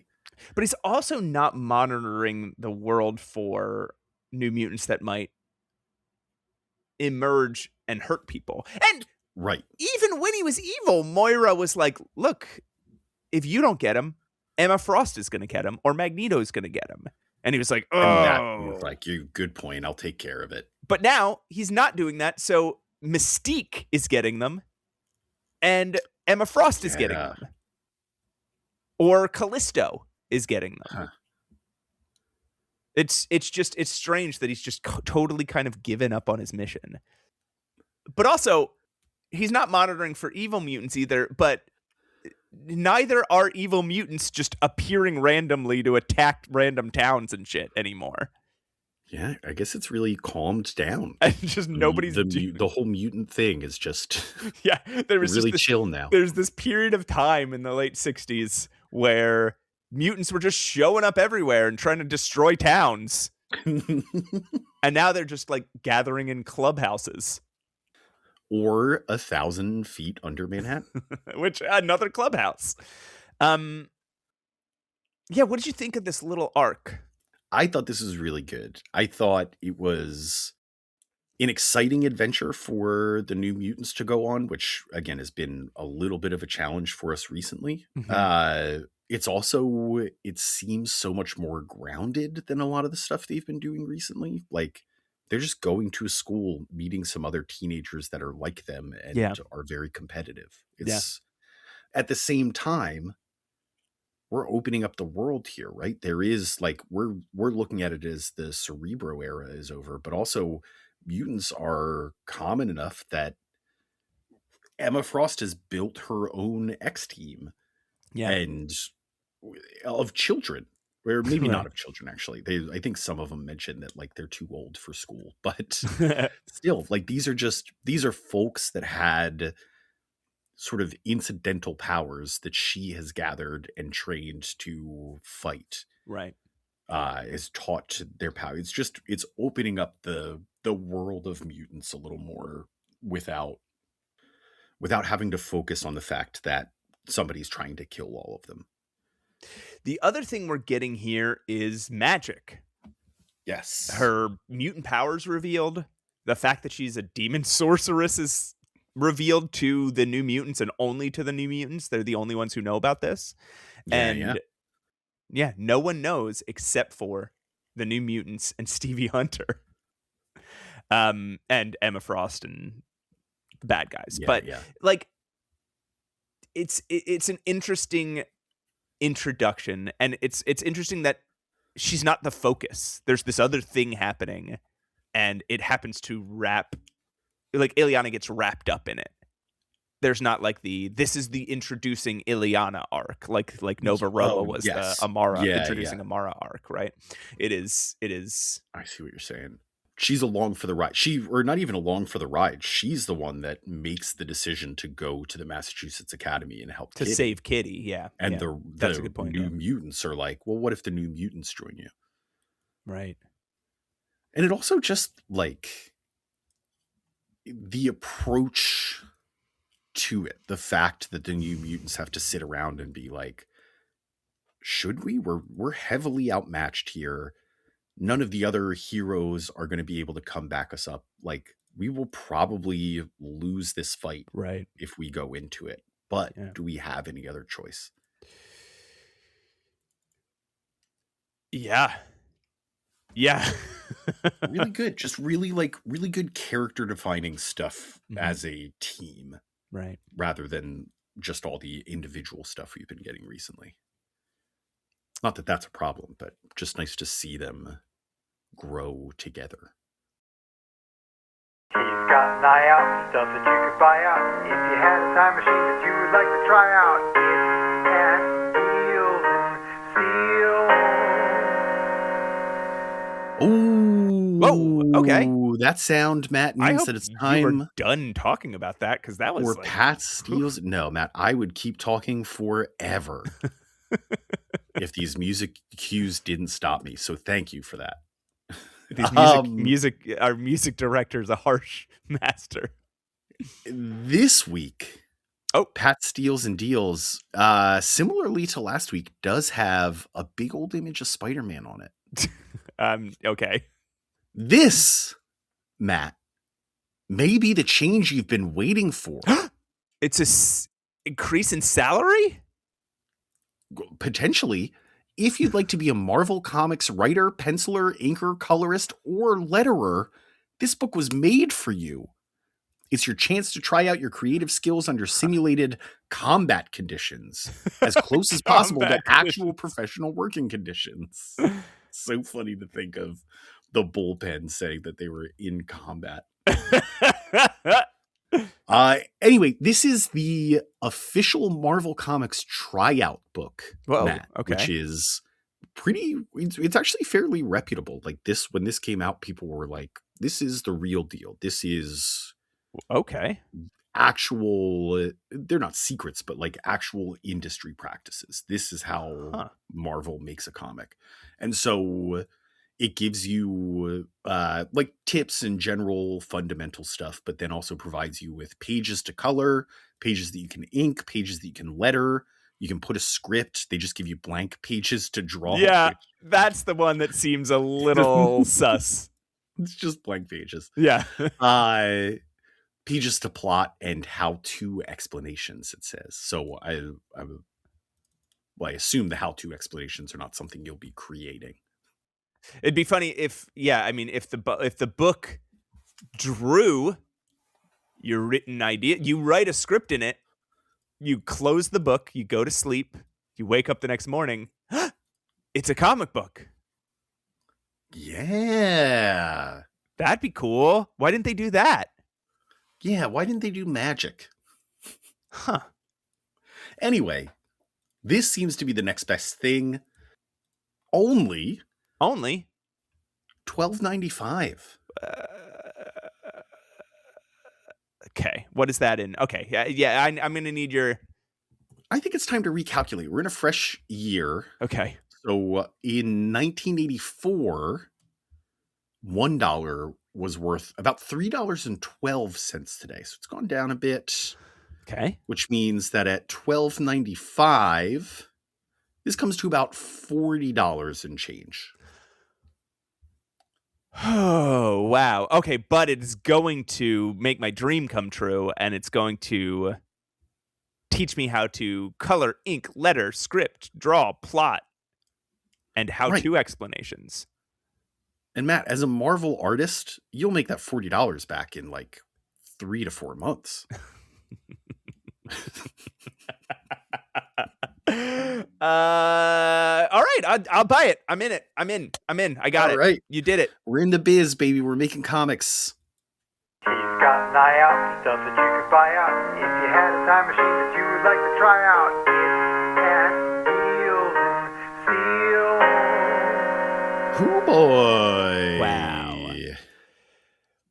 Well, it's been a nice time here with you folks. Yes, this was nice. This was nice. We should do it again next week, which we will every Thursday for the rest of our lives.